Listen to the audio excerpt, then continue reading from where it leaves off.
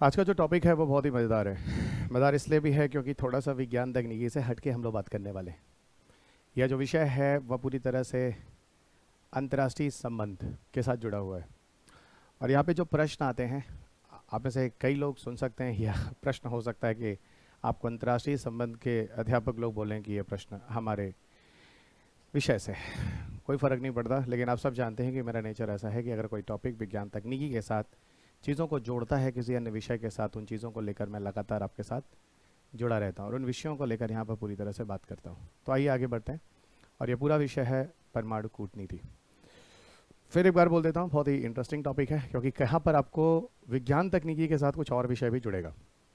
और ये चीज़ें आपको समझ लेनी चाहिए बच्चा, क्योंकि समय के साथ साथ जो डिमांड यूपीएससी की रही है वो किस तरीके से होशियारी से विषयों को जोड़कर प्रश्नों को पूछते हैं, वो चीज़ें आपको समझ में आनी चाहिए। फिलहाल यहाँ पर काफ़ी हद तक आपके लिए अध्यापकों की ज़रूरत होती है और इसीलिए वो अध्यापक के रूप में मैं आपके लिए पूरी कोशिश कर रहा हूँ। So this is lesson number 26। इसके पहले आपने 25 अध्याय देख चुके होंगे। और आपको वास्तविकता में बताऊं तो पूरे के पूरे विज्ञान तकनीकी में सबसे ज़्यादा समय अगर किसी भी अध्याय में लगता है तो वह है हमारा ऊर्जा, क्योंकि ऊर्जा में डायमेंशंस बहुत ज़्यादा है। मेरा नाम डॉक्टर रवि अग्रहरी है और आप मुझे पूर्वांचल आईएएस के ऑनलाइन प्लेटफॉर्म पर सुन रहे हैं। मेरी एक संस्था है पूर्वांचल आईएएस के नाम से, जहां मैं आपको गोरखपुर में फेस टू फेस कक्षाएं देता हूं दिल्ली के सारे अध्यापकों के द्वारा। पिछले 18 से अधिक वर्षों से मैं लगातार आपको पढ़ाता रहा हूँ। मेरी 2 किताबें आती हैं, दोनों मैग्रा हिल पर प्रकाशित होती हैं। एक पर्यावरण पर मैंने किताब लिखी है और दूसरा विज्ञान तकनीकी पर, जो हर वर्ष मैं इसे अपडेट करता रहता हूँ। ये मेरा टेलीग्राम चैनल है जहाँ पर आप मेरे साथ जुड़ सकते हैं। जितने भी वीडियोस या अपडेशंस मैं भविष्य में आपको देता रहता हूँ वो सारे अपडेट्स मैं आपको यहीं करता हूँ। मेरा फेसबुक पेज और इंस्टाग्राम पे भी मैं आपको मिल जाऊँगा, सोशल मीडिया प्लेटफॉर्म पर भी। और मेरा यूट्यूब प्लेटफॉर्म है डॉक्टर रवि अग्रहरी क्लासेस या पूर्वांचल आईएएस ऑब्लिक करके। यहाँ पर आप सब मुझे फॉलो कर लें, इस चैनल को ज़रूर सब्सक्राइब कीजिएगा। भविष्य में आपको यहीं पर या आगे भी आपको यहीं पर आपको समसामयिकी मिलते रहेंगे। मेरा एक कोर्स है जो विज्ञान तकनीकी का चल रहा है, जो आप इसे हर विद्यार्थियों ने ज्वाइन किया हुआ है और नहीं ज्वाइन किया हुआ अपने मित्रों को बताइए। 4999 में अभी ये कोर्सेज आपको मिल रहे हैं, जो इंग्लिश और हिंदी दोनों ही माध्यमों में आपको मिलते हैं। तो इन कोर्सेज़ को आप ज्वाइन कीजिए और अगर किसी भी तरह की कोई दिक्कत आ रही है, कोई कॉन्टैक्ट करना है, तो दिए गए नंबर पर आप संपर्क कर सकते हैं। आइए बात करते हैं परमाणु कूटनीति पर। और बहुत ही इंटरेस्टिंग टॉपिक होने वाला है क्योंकि यहाँ बहुत सारे डिस्कशंस होने वाले हैं। वीडियो थोड़ा बड़ा हो सकता है क्योंकि मेरी कोशिश होती है कि लगभग 1 घंटा या उसके अंदर ही वीडियोस बनाए जाएं। तो हो सकता है कि वीडियो थोड़ा सा बड़ा हो जाए, लेकिन कोई बात नहीं, हर पहलुओं को हम लोग यहाँ पे टच करने वाले हैं जो परीक्षा के अनुरूप होने वाले हैं, चाहे वह प्रारंभिक परीक्षा के अनुरूप हो या मुख्य परीक्षा के अनुरूप हो। कहानी शुरू होती है एक्चुअल में, पूरी की पूरी कहानी जो शुरू होती है उसके लिए मैं एक फ्लो चार्ट आपको लिए चलता हूँ और धीरे धीरे मैं आगे और पीछे होता रहता हूँ। देखिए, होता क्या है कि सबको पता है कि 1945 में हिरोशिमा नागासाकी में परमाणु बम गिराए जाते हैं। और परमाणु बम ऐसे बम होते हैं जो कि सिर्फ आपको मारते ही नहीं हैं, जबकि आपकी नस्लें तक बर्बाद कर देती हैं।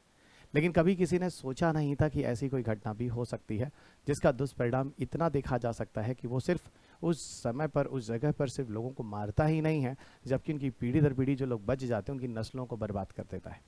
और ये इतना भारी बम था, इतना खतरनाक बम था, जो क्या था, जिसका प्रभाव इवन अगल बगल के काफ़ी क्षेत्रों तक, यूरोप पूर्व तक भी देखने को मिला था। सो वही परमाणु बम जो हिरोशिमा नागासाकी पर गिराया गया, जिसे लिटिल बॉय और फैट मैन के नाम से बोला जाता है, जैसे B-29 super faster bomber plane के द्वारा गिराया गया था। असल में 1945 के पहले दुनिया के वो राष्ट्र जो अपने आप को बहुत शक्तिशाली समझते थे, वो परमाणु बम का निर्माण कर रहे थे। और सबको ये पता था कि जिसके पास परमाणु बम होगा वो दुनिया में बहुत ही पावरफुल राष्ट्र होगा। सबको ये पता था जिसके पास परमाणु बम होगा वो दुनिया में सबसे ज़्यादा पावरफुल राष्ट्र होगा। और शक्ति अर्जित करना एक ह्यूमन का नेचर होता है। तो अगर ह्यूमन का नेचर होता है तो डेफिनेटली इस परमाणु बम के लिए हर कोई प्रयासरत था। बहुत सारे कंट्रीज थे जो अपने आप को शक्तिशाली पहले भी समझते थे और आज भी समझते हैं, वो लगातार परमाणु बम का निर्माण कर रहे थे। उस परमाणु बम के निर्माण में बहुत सारे राष्ट्रों ने परमाणु बम बना भी रखा था, कुछ लोगों ने तो बना ही रखा था खासतौर से। और मैनहट्टन एक प्रयोग था जिसको बोला भी जाता है परमाणु बम में। जब उस समय के जो अमेरिकन राष्ट्रपति थे, उन्होंने जब परमाणु बम के बारे में सोचा था तो ये पहला एक प्रयोग था परमाणु बम का, जिसको लेकर हिरोशिमा का पर सबसे पहले बम गिराया गया था। लेकिन जब परमाणु बम गिराया गया तब लोगों को समझ में आया कि भाई इस तरह के बम जो हैं जिसका विकास राष्ट्र कर रहे थे, इस तरह की चीज़ों को जब कभी किसी राष्ट्र पे गिराया जाएगा तो उसके दुष्परिणाम जो होंगे वो भावी पीढ़ी को झेलने पड़ेंगे। और वही दुष्परिणाम जो आज भी हम देखते हैं हिरोशिमा और नागासाकी में। हिरोशिमा नागासाकी का वो जो दयनीय स्थिति रही है, उसके जो दुष्परिणाम हैं जो आप आज भी देख सकते हैं, परिवर्तन वगैरह जो देखे गए, जो उस समय जो मनुष्य बच गए थे, उनके जीनों में जो विकार देखे गए वो पीढ़ी दर पीढ़ी लगातार उनके बच्चों में, बच्चों के बच्चों में आते चले गए हैं। ये कब तक क्या होने वाला है इस बारे में कुछ नहीं पता, लेकिन ओवर निष्कर्ष यही मिलता है कि जब परमाणु बम गिरता है कहीं पर तो उस जगह की ऊष्मा बहुत बढ़ जाती है, यहाँ तक कि कई हज़ार डिग्री सेल्सियस तक तापमान बढ़ जाता है, और उस तापमान में हर आदमी जलकर भस्म हो जाता है, सब कुछ हवा में विलीन हो जाता है, यहाँ तक आप छोड़िए बिल्डिंग्स और मॉन्यूमेंट्स भी सब कुछ राख हो जाते हैं, और वो पूरा का पूरा जो मैदान होता है वो पूरी तरह से क्लीन चिट हो जाता है। इवन अगर आप सैटेलाइट इमेजेस देखेंगे तो जब एटम बम गिरने के पहले की जो सैटेलाइट इमेजेस है, पूरा का पूरा हिरोशिमा जो था वो हरा भरा दिखता था, और सैटेलाइट गिरने के बाद कुछ दिन के बाद जो रिपोर्ट देखेगा पूरा का पूरा हिरोशिमा एक खाली मैदान की तरह दिखने लगा। तो फिलहाल उन चीज़ों पर हम नहीं जाएंगे, हम सिर्फ इन चीज़ों को परमाणु कूटनीति के अंदर लाने का प्रयास करते हैं। अब मैं आपको बताता हूँ, जब 1945 में हिरोशिमा नागासाकी में जब ये 2 परमाणु बम गिराए गए, जब ये 2 परमाणु बम गिराए गए, तब तक इस अंतर्राष्ट्रीय स्तर पर कोई ऐसी संस्था नहीं थी जो इस तरह के बम को या इस तरह की जो चीज़ें हुई हैं दोबारा इनको रोकने का प्रयास करे। इसी चीज़ों को सोचते हुए यूनाइटेड नेशन, जिसे आप संयुक्त राष्ट्र कहते हैं, संयुक्त राष्ट्र की एक सोच है जिसकी वजह से IAEA लाया गया। तो क्या लाया गया? IAEA लाया गया, वही IAEA जो आप स्क्रीन पे देख रहे हैं, जिसे आप इंटरनेशनल एटॉमिक एनर्जी एजेंसी के नाम से जानते हैं। ओके, ये IAEA जो लाया गया, ये लाया जाता है 29 जुलाई 1957 को, और एक पूरी तरह से एक स्वायत्त तंत्र की तरह कार्य करता है। ये एक स्वायत्त तंत्र की तरह कार्य करता है और IAEA को लाया जाता है। और यही IAEA, फिर मैं आपको बताता हूँ, IAEA UN लेकर आता है, और इसके पीछे पूरा का पूरा मकसद होता है कि जो नाभिकीय हथियार हैं, इन नाभिकीय हथियारों का या नाभिकीय ऊर्जा का 2 तरह से प्रयोग हो सकता है। या तो हम नाभिकीय ऊर्जा से इलेक्ट्रिसिटी बना लें, और या तो नाभिकीय ऊर्जा से हम एटम बम बना लें। तो यहाँ पर अगर आप इलेक्ट्रिसिटी बनाते हैं, विद्युत बनाते हैं, तो नाभिकीय ऊर्जा का एक शांति उपयोग होता है, और अगर एटम बम बनाते हैं तो उसका एक दुरुपयोग होता है। तो वही बात यहाँ पर होती है कि नाभिकीय ऊर्जा का उपयोग किया जाए, न कि दुरुपयोग किया जाए।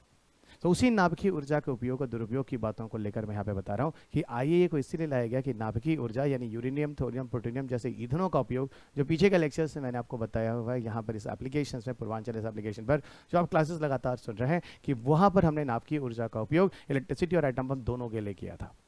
अब मैं यही बात बता रहा हूँ, इसको कंट्रोल कैसे किया जाए कि नाभिकीय ऊर्जा का सिर्फ शांति के लिए प्रयोग हो, पीसफुल पर्पस के लिए प्रयोग हो, इसका कोई भी एटम बम के लिए प्रयोग ना करे। इसी चीज़ को लेकर IAEA लाया गया।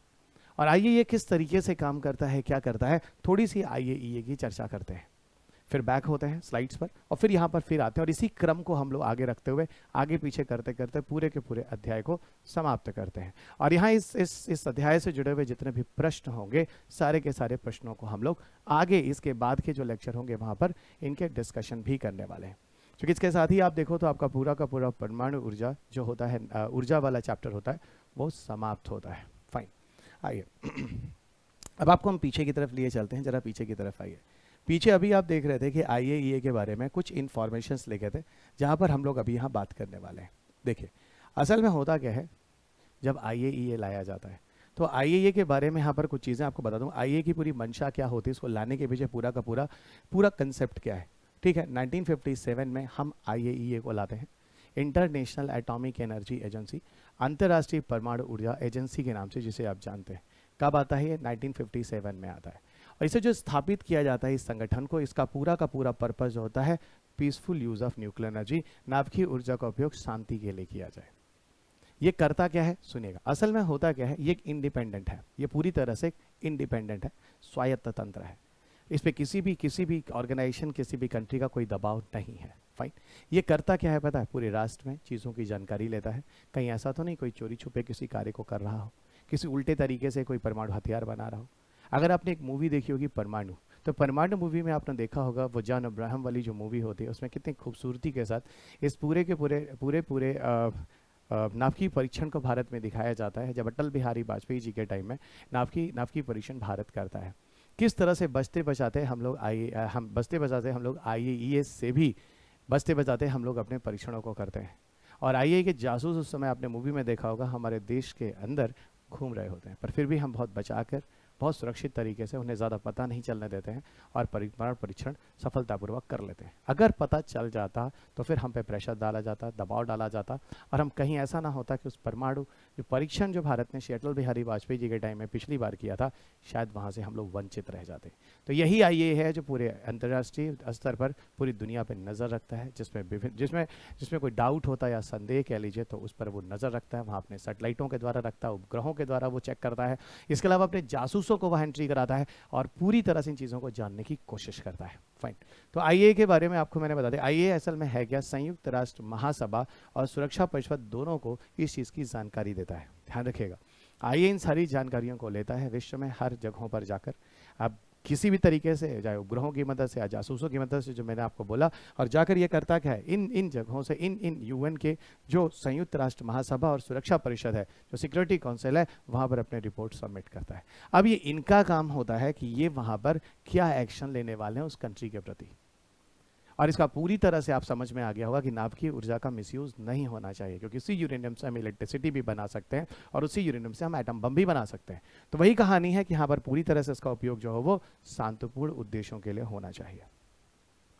इसका जो हेडक्वार्टर है वो ऑस्ट्रिया वियना में है, ऑस्ट्रिया राष्ट्र के अंदर जो कैपिटल वियना में है वहाँ पर है। और आपको सबसे पहले बताऊँ तो आईएए को हम लोग न्यूक्लियर वॉचडॉग के नाम से भी जानते हैं, इसे दुनिया में न्यूक्लियर वॉचडॉग के नाम से भी जानते हैं। न्यूक्लियर वॉचडॉग का मतलब होता है नाभिकीय खोजी कुत्ता। जैसे खोजी कुत्ते जो होते हैं पुलिस वालों के साथ, आर्मी वालों के साथ आपने देखा होगा, जो हमारे अगल बगल देख रहे होते हैं, चेक कर रहे होते हैं कहीं किसी जगह पर बम तो नहीं है, हथियार तो नहीं है, उनकी जानकारी देने के लिए। एग्जैक्टली उसी तरीके से ये आईएए भी एक तरह से नाभिकीय खोजी कुत्ता है, जो पूरी दुनिया पे नज़र रखता है एक न्यूक्लियर वॉचडॉग की तरह, और जानकारी लेने का प्रयास करता है कहीं कोई इसका मिसयूज़ तो नहीं कर रहा है। तो वो सारी चीज़ें मैंने आपको यहाँ आईए के बारे में समझा दी हैं। अब बात ये होती है कि आईए जो अपने कार्यों को करता है, वो आईए अपने कार्यों को कैसे करता है। तो आईए अपने कार्यों को करने के लिए एक एडिशनल प्रोटोकॉल आता है। देखिएगा, आईए के अंदर एक एडिशनल प्रोटोकॉल है जिसको हम अतिरिक्त प्रोटोकॉल के नाम से जानते हैं। तो आईए अपने सारे कार्यों को करने के लिए एक्चुअल में अतिरिक्त प्रोटोकॉल के अंतर्गत सारे कार्यों को करता है। इसीलिए जब आईए कहीं भी आता है तो एडिशनल प्रोटोकॉल जरूर आता है। और एडिशनल प्रोटोकॉल के अंदर एक्चुअल में कॉम्प्रिहेंसिव सेफगार्ड एग्रीमेंट आता है। सो एक हायरार्की आपको समझ में आ रहा होगा। आईएए के अंदर आपको मिला एडिशनल प्रोटोकॉल, एडिशनल प्रोटोकॉल के अंदर आपको मिला होगा कॉम्प्रिहेंसिव सेफगार्ड एग्रीमेंट। और इन चैनल्स के थ्रू चलकर पूरी दुनिया में नजर रखा जाता है नाभिकीय ऊर्जा का प्रयोग सिर्फ और सिर्फ शांति के लिए होना चाहिए, विद्युत निर्माण के लिए। तो यही चीज़ है, अतिरिक्त प्रोटोकॉल एक सुरक्षा समझौता है। आपको बताऊं, जब कोई प्रोटोकॉल शब्द आते हैं ना तो याद रखिएगा वो ज़्यादा महत्वपूर्ण होते हैं। आप मेरे पर्यावरण के लेसन्स में भी प्रोटोकॉल शब्दों को सुने होंगे, और प्रोटोकॉल्स पे जनरली सामान्यता प्रश्न ज़्यादा होते हैं आपके पेपर में, क्योंकि प्रोटोकॉल में कुछ ऐसे नियम और कानून बनाए जाते हैं किसी भी चीज़ को लेकर जिनके लिए बाध्य किया जाता है, और समय पर एक निश्चित समय के अंतर्गत उन्हें पूरा करने का प्रयास किया जाता है। ठीक है, तो इन चीज़ों को थोड़ा सा ध्यान रखिएगा। तो यही अतिरिक्त प्रोटोकॉल की जो मैं बात कर रहा हूँ इसे ध्यान रखेंगे। तो अतिरिक्त प्रोटोकॉल आईएए के अंतर्गत आया है। नियम कानून जो आईएए के अंदर नाभिकीय ऊर्जा के शांतिपूर्ण तरीके से उपयोग के लिए, वो सब एडिशनल प्रोटोकॉल के अंदर ही बनाया गया है, जो कि आईएए के अंतर्गत आता है। अब एडिशनल प्रोटोकॉल जो कार्यों को करता है वो कॉम्प्रिहेंसिव सेफगार्ड एग्रीमेंट के अंतर्गत करता है, या अतिरिक्त प्रोटोकॉल को निपटाने के साथ साथ कार्रवाई करने के निर्णय लेने में शामिल है।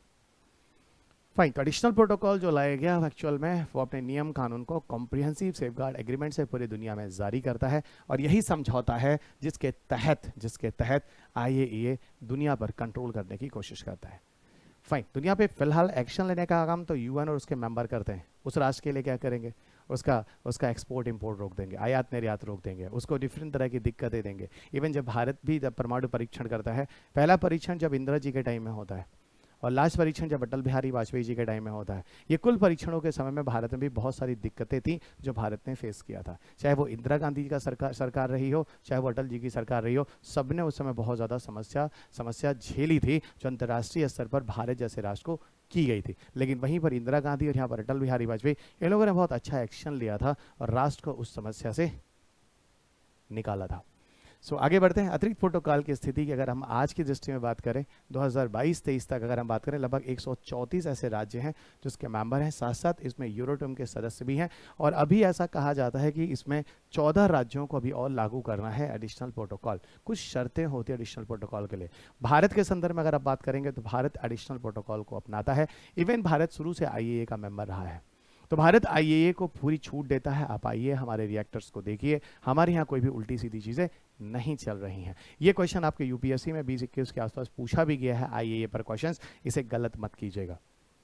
ओके, ये क्वेश्चन आपके पेपर में IAEA पर पूछा भी गया कि भारत IAEA को अपनाता है, बिल्कुल, और भारत IAEA को अलाउ भी करता है। अगर आप हमारे रिएक्टर्स में अगर परमाणु भट्टुओं को अगर नज़र देखना चाहते हैं कि हम कोई उल्टा सीधा काम नहीं कर रहे हैं, तो आप अलाउ हैं, आप आकर हमारे यहाँ इन चीज़ों को चेक कर सकते हैं। आगे बढ़ते हैं अतिरिक्त प्रोटोकॉल के अंदर लेकर जिस चीज़ों के बारे में मैं आपको वैसे ही पहले बता चुका हूं कि असल में होता क्या है कि IAEA को अतिरिक्त प्रोटोकॉल के माध्यम से सूचना और साइटों तक पहुंचने के लिए विस्तारित अधिकार दिए जाते हैं। अब आप समझ गए होंगे, तभी मैंने आपको बोला था भारत अलाउ करता है। आप आइए और आप हमारे यहाँ सूचना और अधिकार जो है आप हमारे यहाँ से ले सकते हैं। ये IAEA को वैसे भी अधिकार है। अब यहाँ परमाणु कूटनीति पर जो हम लोग पीछे बात कर रहे थे, हम IAEA तक की चर्चा कर चुके थे। फाइन, IAEA तक की चर्चा कर चुके थे। अब कहानी आगे बढ़ती है, कहानी आगे बढ़ती है NPT की तरफ। तो कहानी कहाँ बढ़ती है आगे, उसका नाम है NPT। NPT का मतलब होता है नॉन प्रोलिफरेशन ट्रीटी, यानी गैर अप्रसार संधि। इसको हिंदी भाषा में कहते हैं गैर अप्रसार संधि। गैर अप्रसार संधि, इसे हम कहते हैं गैर अप्रसार संधि, नॉन प्रोलिफरेशन ट्रीटी के नाम से जानते हैं, जिसे आप कहते हैं गैर अप्रसार संधि। अब बात होती है गैर अप्रसार संधि एक्चुअल में होती क्या है। एकदम कहानी की तरह सुनिएगा, बहुत ही मस्त कहानी की तरह मैं एक सीरीज में सुना रहा हूँ, और आज के बाद इन चीज़ों में कभी आपको कोई भी दिक्कत नहीं होने वाली है। चाहे आप अंतर्राष्ट्रीय संबंध पढ़ रहे हो या फिर करंट अफेयर से समसामयिकी में जुड़े कोई मसले हैं, जिन टॉपिक्स में कहीं से भी आ रहे हो, और आए दिन आपको कुछ ना कुछ एक साल के अंदर कम से कम 50 से ज़्यादा आर्टिकल आपको इन विषयों पर ही मिलते हैं। पर इन विषयों का बैकग्राउंड क्या है, कैसे चीज़ों को जोड़ेंगे, कल से लेकर आज तक का पूरा इतिहास आप यहाँ इस वीडियो में सुन पाएंगे। ओके, इसलिए मैंने आपको बोला वीडियो थोड़ा बड़ा होने वाला है, लेकिन कोई फर्क नहीं पड़ता, एक वीडियो में आपको सारे डायमेंशंस मिल जाएंगे। ओके, अब देखिए NPT की कहानी। NPT 1968 में हस्ताक्षर होता है, 1968 में, और NPT फोर्स में आते आते 1970 हो जाता है। 1970 में आते आते तक ये प्रभावी हो जाता है। पता है इस गैर अप्रसार संधि में, नॉन प्रोलिफरेशन ट्रीटी में क्या बात होती है। 5 राष्ट्र ये कहते हैं कि देखिए, हम ही दुनिया में ऐसे 5 राष्ट्र हैं जिन्होंने 1 जनवरी 1967 तक, यानी 1 जनवरी 1967 तक, हम ही ऐसे 5 राष्ट्र हैं जिन्होंने नाभिकीय हथियारों का परीक्षण कर रखा है। तो हम ही ऐसे 5 राष्ट्र हैं जिन्होंने नाभिकीय हथियारों का परीक्षण कर रखा है, और वो राष्ट्र देखिएगा, वो राज्य हैं अमेरिका, रूस, UK, फ्रांस और चीन। ये 5 ऐसे राष्ट्र हैं जिन्होंने नाभिकीय परमाणु का परीक्षण कर रखा है, यानी इन्होंने एटम बम अर्जित कर रखे हैं। और उन्होंने बोला कि जो राष्ट्र 1 जनवरी 1967 तक परमाणु परीक्षण कर रखे हैं, सिर्फ उन्हीं कंट्री के पास ये राइट होगा एटम बम रखने का और एटम बम परीक्षण करने का। दुनिया में और कोई राष्ट्र ना तो एटम बम बनाएंगे और ना तो कोई परीक्षण करेंगे। फिर से एक बात ध्यान रखिएगा, NPT के अंदर ये बोला गया कि भाई देखो, हम ही ऐसे 5 राष्ट्र हैं जो दुनिया में अभी तक, उन्होंने क्योंकि इस देश तक उन्होंने एटॉमिक परीक्षण कर रखा था, तो उन्होंने ये बोला कि 1 जनवरी 1967 तक हम ही ऐसे 5 राष्ट्र हैं जिन्होंने परमाणु हथियार बना रखे हैं, परमाणु परीक्षण सफल कर रखे हैं, हमारे पास परमाणु बम है, तो दुनिया में हम ही ऐसे 5 कंट्री होंगे जिनके पास परमाणु बम होगा। इसके अलावा कोई भी परमाणु हथियार अर्जित करने वाला राष्ट्र नहीं हो सकता है। उन्होंने अपने आप में ये नियम बनाया, उन्होंने खुद को, अपने आप को इस लेवल पर रखा कि हम ही हैं जो सब कुछ हैं इस दुनिया में। अब आप पूछेंगे सर ऐसा क्यों? ऐसा क्यों का एक वर्ड में मैं आंसर दे सकता हूं, जिसको कहते हैं दादागिरी। क्या बोल सकता हूं? एक शब्द में आंसर दे सकता हूं, दादागिरी। आप पावरफुल हैं, आप जो चाहे सो कर लें, तो इसको क्या बोलूंगा मैं? दादागिरी। ठीक है ना? और एक बात आप मुझे बताओ, कोई बंदा अगर बहुत ही पावरफुल है, वो चाहेगा ये पावर कभी दूसरे के हाथ में जाए? आपने पॉलिटिशियन को देख लीजिए, राहुल गांधी के हाथ से पावर चला गया तो देखिए अब वो परेशान है कि नहीं है। नरेंद्र मोदी जी के हाथ में पावर है, वो चाहेंगे तो इसे दूसरे के हाथ में जाए? नहीं बचा। पावर जिसके पास है, पूरा का पूरा राष्ट्र, पूरे के पूरे लोग उसके अंदर काम करते हैं। तो पावर बहुत बड़ी चीज़ होती है। आप मुझे ये बताइए, आप लोग IAS बनने क्यों जा रहे हैं? आप खुद जानते हैं कि आफ्टर गेटिंग दिस रिजल्ट, इस परिणाम के आने के बाद आप सब बहुत ही शक्तिशाली व्यक्ति बनने वाले हैं इस राष्ट्र में। तो पावर कोई गलत चीज भी नहीं। अगर आप में गट्स है, हमारे ऑनरेबल प्राइम मिनिस्टर में गट्स है तो प्रधानमंत्री है। जिस दिन में गट्स नहीं होगा, किसी और में होगा, वो पावरफुल हो जाएगा तो वो होगा। तो अल्टीमेटली सारी की सारी जो सारी की सारी चीजें चल रही दुनिया में, वो पावर का ही तो खेल है। अमेरिका इतना शक्तिशाली है, वो चाहेगा कभी कोई मेरे सामने आए, तभी जब कोई कंट्री अमेरिका के इस तरह कोई चीज़ों का निर्माण करता है, मेरा उस पर फट फट फट से जाके प्रेशर डालता है कि नहीं डालता। अभी देखेगा आपको कई जगह पर ऐसी दिक्कतें होंगी, भारत को होंगी। अमेरिका जैसा राष्ट्र भी आपको अच्छा खासे तरीके से आपको कहेगा भाई ये सब गलत काम है, आप इस तरह की चीज़ें कर रहे हैं। फाइन, तो मेरे ख्याल से आपको समझ में आ गया, एक पावर एक ऐसा नशा है, एक ऐसा नशा है जो हर किसी को चाहिए होता है, और ये मानव की प्रवृत्ति है। तो मानव की प्रवृत्ति, मानव से ही एक राष्ट्र बनता है, तो एक राष्ट्र की भी प्रवृत्ति हो सकती है। फाइन, तो ये चीज़ें मैंने आपको यहाँ समझा दी, तो याद रखिएगा पावर बहुत बड़ी चीज़ होती है। ओके, तो मैंने आपको एनपीटी समझा दिया। एनपीटी बनते समय यहाँ पे लॉजिक क्या था, देखिए एनपीटी जब बना तो यहाँ पर किन किन बातों को बोला गया। एनपीटी बनते समय यहाँ पर इन बातों को बोला गया कि देखो, पहली बात कि जो एनपीटी आया है, और जो एनपीटी आया है यहाँ पर इसके अंतर्गत पहला तो ये कंफर्म हो गया कि दुनिया में सिर्फ 5 ही कंट्री नाभिकीय परीक्षण करेंगे, और दुनिया में 5 ही ऐसे कंट्री जो परमाणु बम रखेंगे, इसके अलावा कोई और नहीं रखेगा, ये कंडीशन। और दूसरा इनका ये सोचना था कि असल में क्या है कि कोई और दूसरी कंट्री अगर अभी उनके पास एटम बम नहीं है, और वो अगर एटम बम बनाते हैं, तो उसके लिए उनको पक्का किसी ना किसी दूसरे राष्ट्र के सहयोग की आवश्यकता पड़ेगी। तो उन्होंने कहा भाई देखो, गैर अप्रसार संधि, गैर अप्रसार संधि का मतलब है कोई इस तरह की चीज़ों का प्रसार नहीं करेगा। और ये हम जो 5 कंट्री हैं जिनके पास इस तरह की तकनीकी है, ये 5 कंट्री भी किसी राष्ट्र को इस तरह की तकनीकी नहीं देंगे। इससे नुकसान क्या होगा, अगर जो तकनीकी आपने बना ली, अगर ये तकनीकी आप किसी और राष्ट्र को देंगे, तो जिन राष्ट्र के पास ये चीजें नहीं है, वो भी एटम बम तरह के इस तरह के परमाणु बमों का निर्माण कर लेंगे। तो उन्होंने साफ साफ बोला कि कोई भी इस तरह की तकनीकियों का प्रसार नहीं करेगा, तभी नाम क्या रखा, गैर अप्रसार। गैर तरीकों से इस तरह के प्रसार ना किए जाए, यानी अप्रसार संधि, नॉन प्रोलिफरेशन ट्रीटी। ठीक है, नॉन प्रोलिफरेट करना, यानी प्रोलिफरेट नहीं करना, प्रसार नहीं करना, इसी को बोला गया नॉन प्रोलिफरेशन ट्रीटी। ध्यान रखिएगा, बहुत इंटरेस्टिंग चीज है।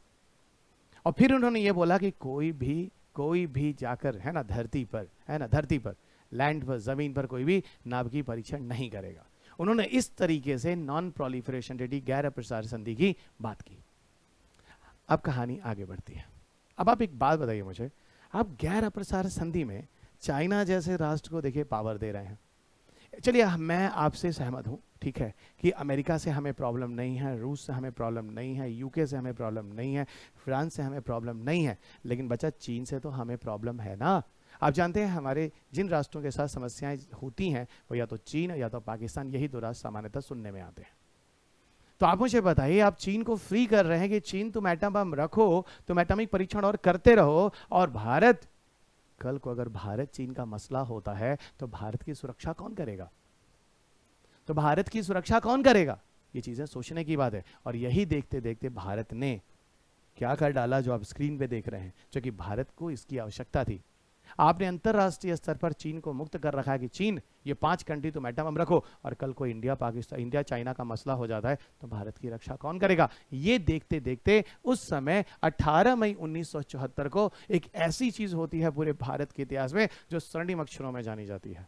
उसका नाम है क्या, उसका नाम है स्माइलिंग बुद्धा। एक ऐसा परमाणु परीक्षण भारत करता है जो कि दुनिया में एनपीटी का मेंबर ना होने के बाद भारत ही एक ऐसा राष्ट्र है जो पहला परमाणु परीक्षण करता है। तो अपने आप में ये गट्स की बात है। और उस समय इस तरह का बोल्ड एक्शन लेने वाली जो हमारे देश की प्रधानमंत्री थी, उनका नाम था श्रीमती इंदिरा गांधी। तो श्रीमती इंदिरा गांधी ने एक बहुत ही खूबसूरत काम किया राष्ट्र के लिए, जो पीछे के 70 सालों में देश में हुआ है।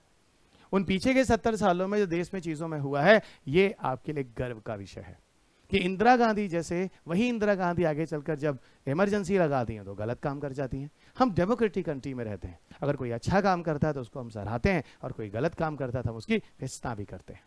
तो वही बात मैं आपसे कहना चाह रहा हूं, 18 मई 1974 को जो इंदिरा गांधी जी ने किया, वो अपने आप में बहुत बड़ा काम था और गट्स की बात थी, क्योंकि अंतरराष्ट्रीय स्तर पर बहुत सारे प्रेशर थे, कोई और कर नहीं सकता था। उसके बावजूद भी भारत इस तरह का काम कर कर गया, तो अपने आप में स्वर्णिम अक्षरों की बात है। तो ये देखिए, भारत में पोखरण परीक्षण किया गया, और सीधा सीधा कहा जा रहा, बिना एनपीटी पर हस्ताक्षर किए भारत ने पहली बार परमाणु विकास प्रौद्योगिकी अर्जित की। ये बहुत बड़ी बात है, इस चीज को हमेशा ध्यान रखेंगे, बहुत ही बड़ी बात है। कहानी अब आगे बढ़ती है। अब बात हुई कि जब भारत ने यह परीक्षण किया, अब बात होती है जब भारत ने परीक्षण किया तो ये बात होती है कि भाई ये बताओ भारत, तुमने परीक्षण क्यों किया? तुम तो अलाउ थे नहीं, तुम तो एनपीटी के मेंबर थे नहीं, तो आपने फिर ये परमाणु परीक्षण क्यों किया? तो भारत ने कहा देखो देखो, वो चीज चाइना के साथ रक्षा वाली वो तो हम अंदर रखते हैं, वो बोलेंगे थोड़ी ना ओपनली, लेकिन यहां पर समझने गया फिर भारत ने क्या बोला? भारत ने कहा देखो, तुम लोगों ने बोला कोई किसी से प्रसार कर इन चीजों को ना लेगा ना देगा, ठीक है, तो हमने तो किसी से इस तरह की तकनीकी नहीं ली ना कभी, हमने तो इन तकनीकी को खुद विकसित किया ना। आप क्या समझते हैं हमारे देश में भी भाभा जैसे वैज्ञानिक रहे हैं पीछे के 70 सालों में, देश में इतना सारा काम हुआ आपको पता नहीं है, आप भाभा को कैसे भूल सकते हैं? तो सीधा सीधा भारत ने बोला भाई हमारे देश में भी हम लोगों को इस तरह की प्रौद्योगिकी तकनीकियां विकसित करने आती हैं और हमने इस तरह की तकनीकी स्वयं विकसित की है। तो आपने बोला था कोई किसी से लेगा नहीं, तो हमने किसी से लिया नहीं। हमने क्या किया? हमने इस तकनीकी को स्वयं बनाया, और मैंने भाभा जी का नाम ले लिया, आप खुद समझ सकते हैं। तो जब हमने इस तकनीकी को स्वयं विकसित कर लिया तो भाई हमने तो कोई उल्टा सीधा काम नहीं किया। और दूसरी चीज, डिप्लोमेटिक आंसर देंगे, क्योंकि कूटनीति है और कूटनीतियां तो आप अपने नेताओं से अच्छी तरह से सीखते रहते हैं। तुम्हारा कुत्ता कुत्ता, मेरा कुत्ता टॉमी, ये जो चीजें हैं ये आप अपने नेताओं से सीखिए। पीछे के नेता भी ऐसे बोलते हैं, आगे के नेता भी ऐसे ही बोलते हैं, एग्जैक्टली उसी तरह की चीजें आप यहां बोलेंगे कूटनीतिक तरीके से। ओके, क्या बोलेंगे यहां पर ये बोलेंगे आप कूटनीतिक तरीके से, भाई देखो ऐसा है, तुमने बोला था कोई जमीन पर टेस्ट नहीं करेगा, हमने धरती पर नहीं किया, हमने लैंड पे नहीं किया, हमने तो अंडरग्राउंड किया। मतलब ये कह लो कि आप डिप्लोमेटिक आंसर्स की तरह इस तरह के आंसर्स आप दे रहे हैं, और बहुत ही सोचने की बात है। मतलब क्या, मतलब इंटरेस्टिंग है ये टॉपिक, बहुत इंटरेस्टिंग होने वाला है। आप अगर पीछे के नेताओं को अगर देख लीजिए तो आप जो नेता लोग जैसी चीजें करते हैं वही चीजों को हम कर कर भी अपने आप को सही ठहराएंगे, वो चीजें हैं कूटनीति। और यही कूटनीति के लिए इस चैप्टर का नाम मैंने रखा था परमाणु कूटनीति।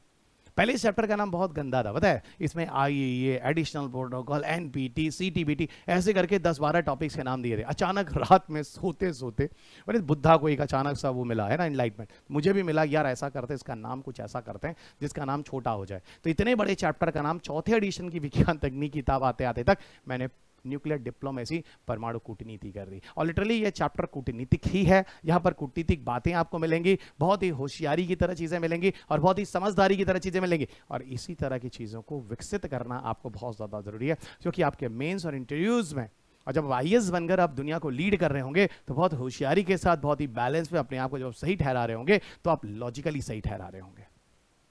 आइए अब देखिए, भारत में हो गया जो होना तब तो भारत ने कर दिया, ठीक है।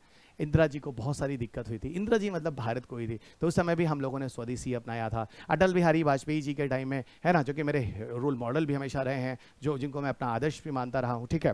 तो अटल बिहारी वाजपेयी जी, ये इनके समय में बहुत सारी दिक्कतें हुई थी। बाद में चलकर इस तरह की दिक्कतें कोविड के टाइम में भी हुई। तो हर इन सब केसेस में हम लोगों ने क्या बोला, भाई स्वदेशी अपनाओ, स्वदेशी अपनाओ, स्वदेशी अपनाओ। यानी हमने राष्ट्र की चीज़ों का, जो राष्ट्र के अंदर निर्माण हो रहा है उसकी तरफ हमने फिर एग्रेसिवनेस मतलब दिखाना शुरू किया और उसकी तरफ जाना शुरू किया। तो ये चीजें भी बहुत ज्यादा जरूरी थी समय के साथ। अब क्या होगा, भारत ने तो कर लिया, लोगों ने समस्या भी जनित की, धीरे धीरे चीजें भूलने लगे, चीजें धीरे धीरे पट्टी पर आने लगी, भारत भी पटरी पर आ गया। उन लोगों ने भी अब जो हुआ सो हो गया, लेकिन तुरंत ही उन लोगों ने एक चीज ध्यान दी कि भाई जो चीज भारत ने कर लिया है अब ये चीज फिर रिपीट हो सकता है। जो चीज भारत ने किया है ये चीज फिर रिपीट हो सकता है। तो जो चीज भारत ने किया है ये चीज फिर रिपीट हो सकता है, तो अब क्या किया जाए। जो चीज भारत ने कर लिया फिर रिपीट हो सकता है, इस तरह कोई और राष्ट्र भी करेगा। अब क्या किया जाए, अब क्या किया जाए मैं आपको बताता हूं।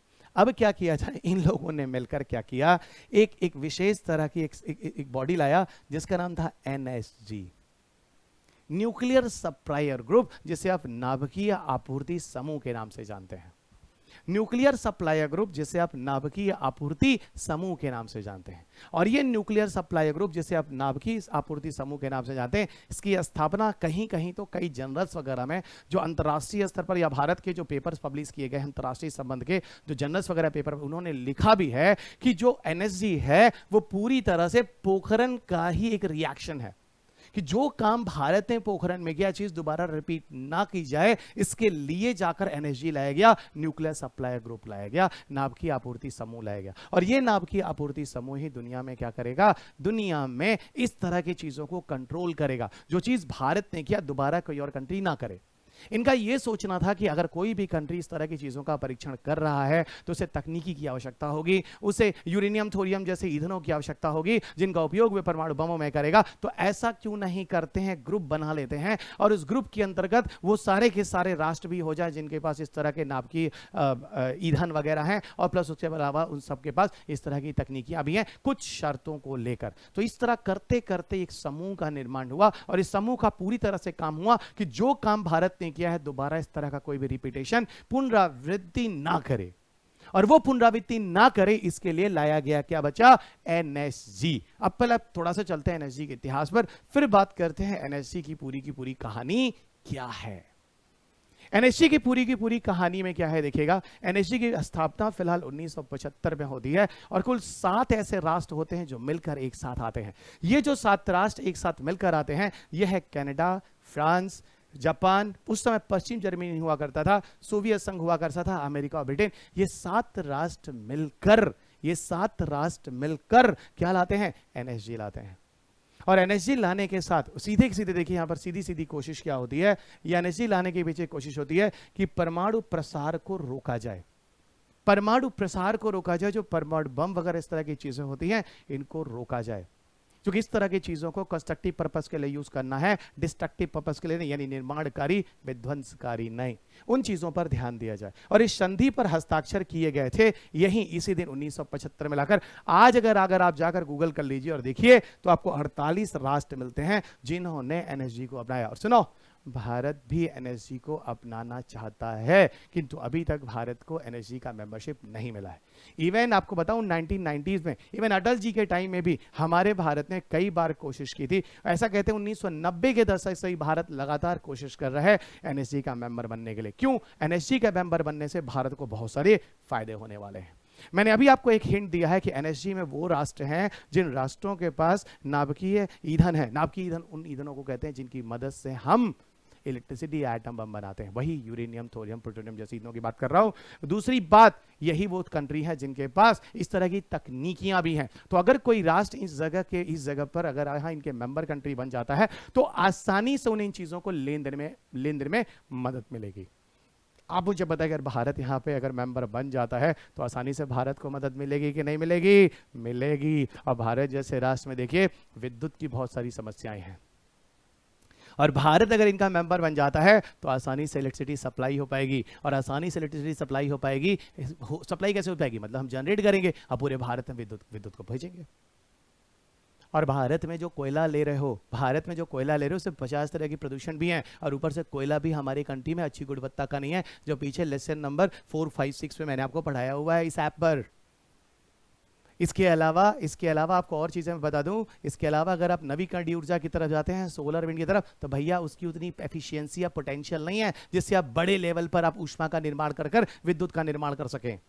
आपके पास एक विकल्प के रूप में देखा जाए तो नाभिकीय ऊर्जा एक अच्छा विकल्प है। क्यों? क्योंकि नाभिकीय ऊर्जा में भले ही अच्छा खासा इन्वेस्टमेंट होता है, लागत ज्यादा लगती है, लेकिन वहीं पर इसका जो आउटपुट आता है बच्चा, आउटपुट जो इलेक्ट्रिसिटी आती है वो मैसिव आती है। मेरे एक्सप्रेशन से ही लग रहा होगा, मैसिव आती है, मतलब कितनी आती होगी। ठीक है, तो इस तरह की चीजों पे भारत को एनएसजी का मेंबर बनना है। भारत इसके लिए हमेशा प्रयासरत है और भारत चाहता है। और आप भी समझ सकते हैं भारत के लिए एनएसजी का मेंबरशिप कितना जरूरी है, कि भारत में जो परमाणु ऊर्जा का प्रसार है वो और तेजी से हो सकेगा। कहानी आगे बढ़ती है एनएसजी का मेंबर बनने से भारत को किस तरह के बेनिफिट होने वाले हैं। फिर बात ये होती है कि भारत फिर एनएसजी का मेंबर क्यों नहीं बनता है, और फिर बात करेंगे कि भाई एनएसजी का मेंबर भारत को क्यों बन जाना चाहिए, आपके अपने तर्क क्या होते हैं। इन सारे तर्कों पे बेस होकर ये पूरा का पूरा डिस्कशन अब हम यहाँ पर एनएसजी को लेकर करने वाले हैं। आइए, कुछ पीपीटीज मैंने आपको बनाई हैं जिनके पॉइंट्स को लेकर हम लोग डिस्कशन करने वाले हैं, जिसके बारे में हमने काफी बातें यहाँ पर पहले भी कर ली हैं। देखिएगा, यहां पर हम थोड़ा एनएसजी को आते हैं। देखिए, एनएसजी भारतीय संदर्भ में कैसे महत्व रखता है, थोड़ा ध्यान देने की बात है। भारतीय संदर्भ में एनएसजी कैसे महत्व रखता है आप स्क्रीन पर देख सकते हैं। आसानी से किसी राष्ट्र को यूरेनियम, थोरियम, प्लूटोनियम आदि जैसे परमाणु ईंधन की प्राप्ति हो सकती है। मैंने अभी आपको ठीक है, हमारे पास थोरियम प्रचुर मात्रा में होता है। दुनिया में 21% थोरियम, लगभग 21% थोरियम पूरी दुनिया का सबसे ज्यादा हमारे भारत के पास है। लेकिन सुनो, अभी थोरियम आधारित तकनीकी नहीं है, विकसित हो रही है। 500 मेगावाट तक तो हमने कल पक्का में शुरुआत कर ली है, जो मैंने आपको पीछे के लेसन्स में बताए हैं, और आगे भविष्य में और करने वाले। तो मैं वही बात कह रहा हूं कि लेकिन यूरेनियम आधारित तकनीकी तो विकसित है ना। भारत के पास प्रेशराइज हैवी वाटर रिएक्टर है ना, जहां पर हम लोग यूरेनियम, और पहला तारापुर में स्थापित हुआ था अमेरिका की मदद से, बाद में बहुत ज्यादा और इलेक्ट्रिसिटी जनरेशन चल रहा है। तो मैं ही कह रहा हूं भाई, अगर ईंधन चाहिए तो ईंधन के लिए अब हमें दिक्कत नहीं होगी। अगर हम एनएसजी के मेंबर बन जाएंगे तो ये राष्ट्रों से अब किसी तरह का कोई रेस्ट्रिक्शन नहीं रहेगा। अभी क्या होता है, अभी जब हम लेने जाते हैं तो सब एक ग्रुप बना के रखें। भले हमारा नामीबिया के साथ बहुत अच्छा रिलेशन है, तो नामीबिया कहेगा इंडिया चलो तुम्हारा हमारा बहुत अच्छा रिलेशन है, लेकिन सुनो हम तुमको दे नहीं पाएंगे, क्योंकि ना अभी हम अकेले नहीं हैं, अब हम इस ग्रुप के अंदर हैं। अब बिना ग्रुप के निर्णय के तुमको यूरेनियम नहीं दिया जा सकता। देखिए हुई ना दिक्कत।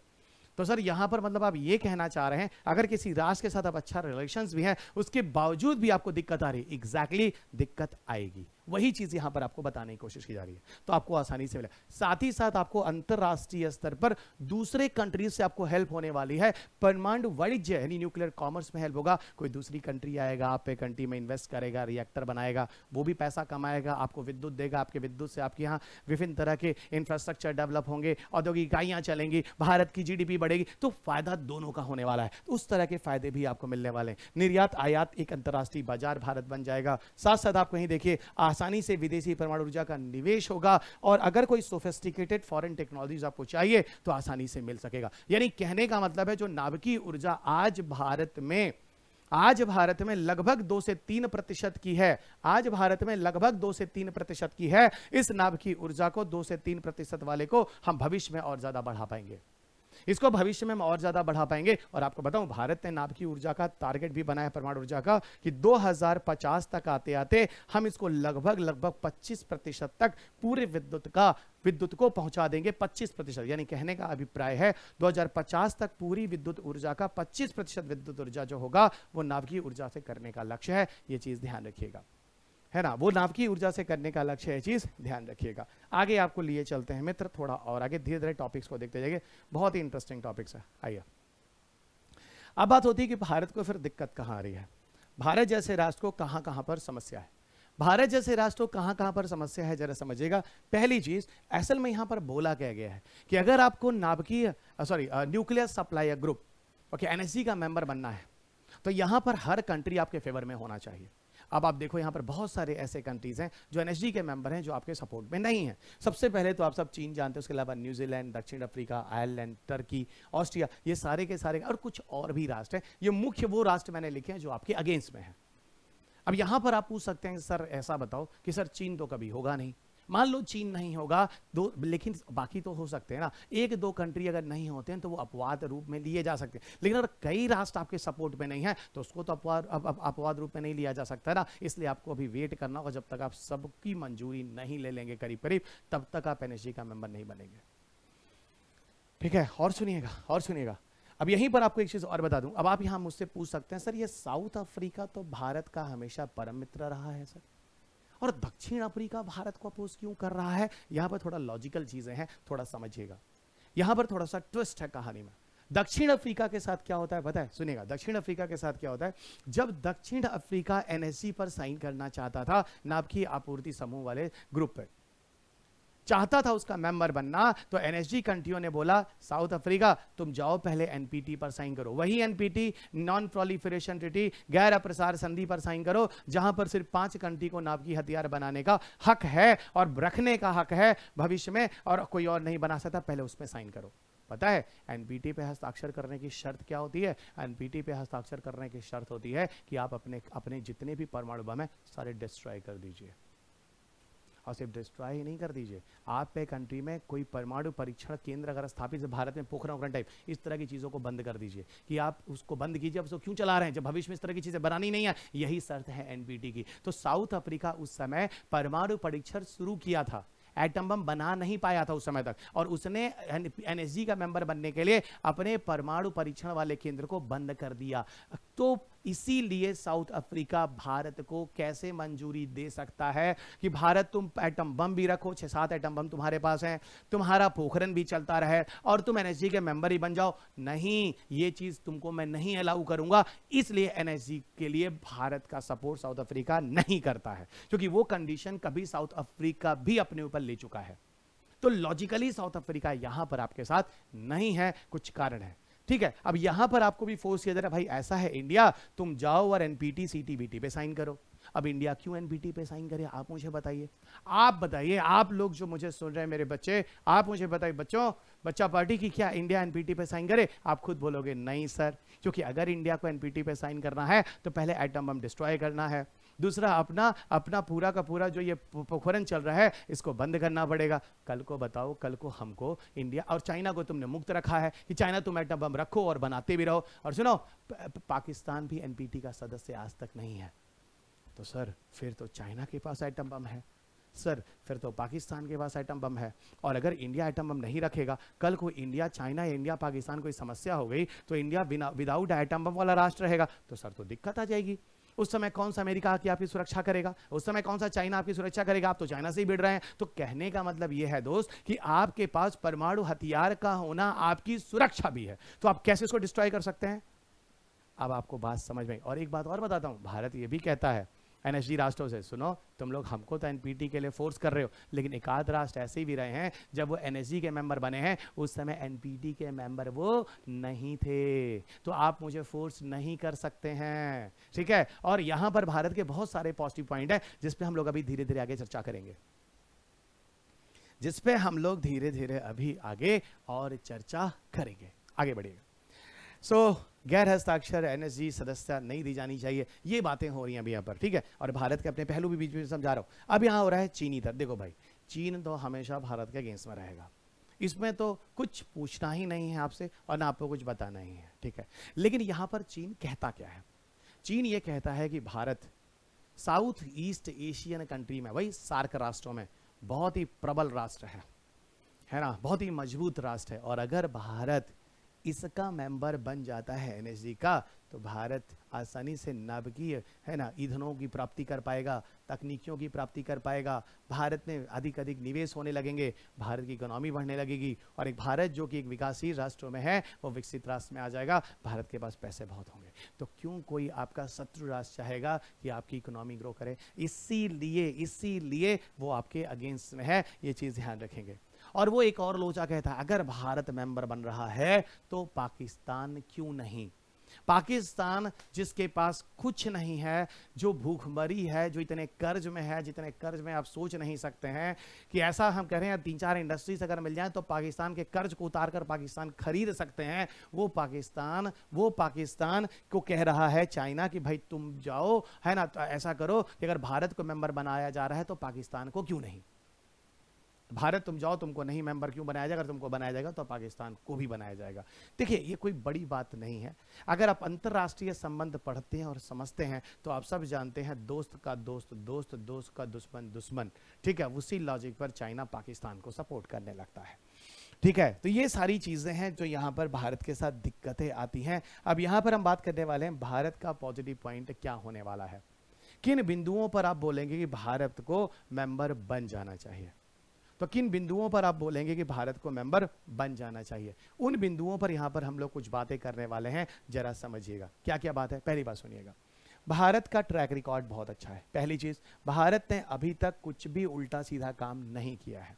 उत्कृष्ट अप्रसार रिकॉर्ड रहा है। उत्कृष्ट अप्रसार रिकॉर्ड का मतलब कभी आपने नहीं सुना होगा कि भारत ने कभी कोई नाभिकीय हथियार इस तरह की तकनीकी चोरी छुपे उत्तरी कोरिया को दिया हो, ईरान को दिया हो, नहीं। इस तरह का काम पाकिस्तान करता है।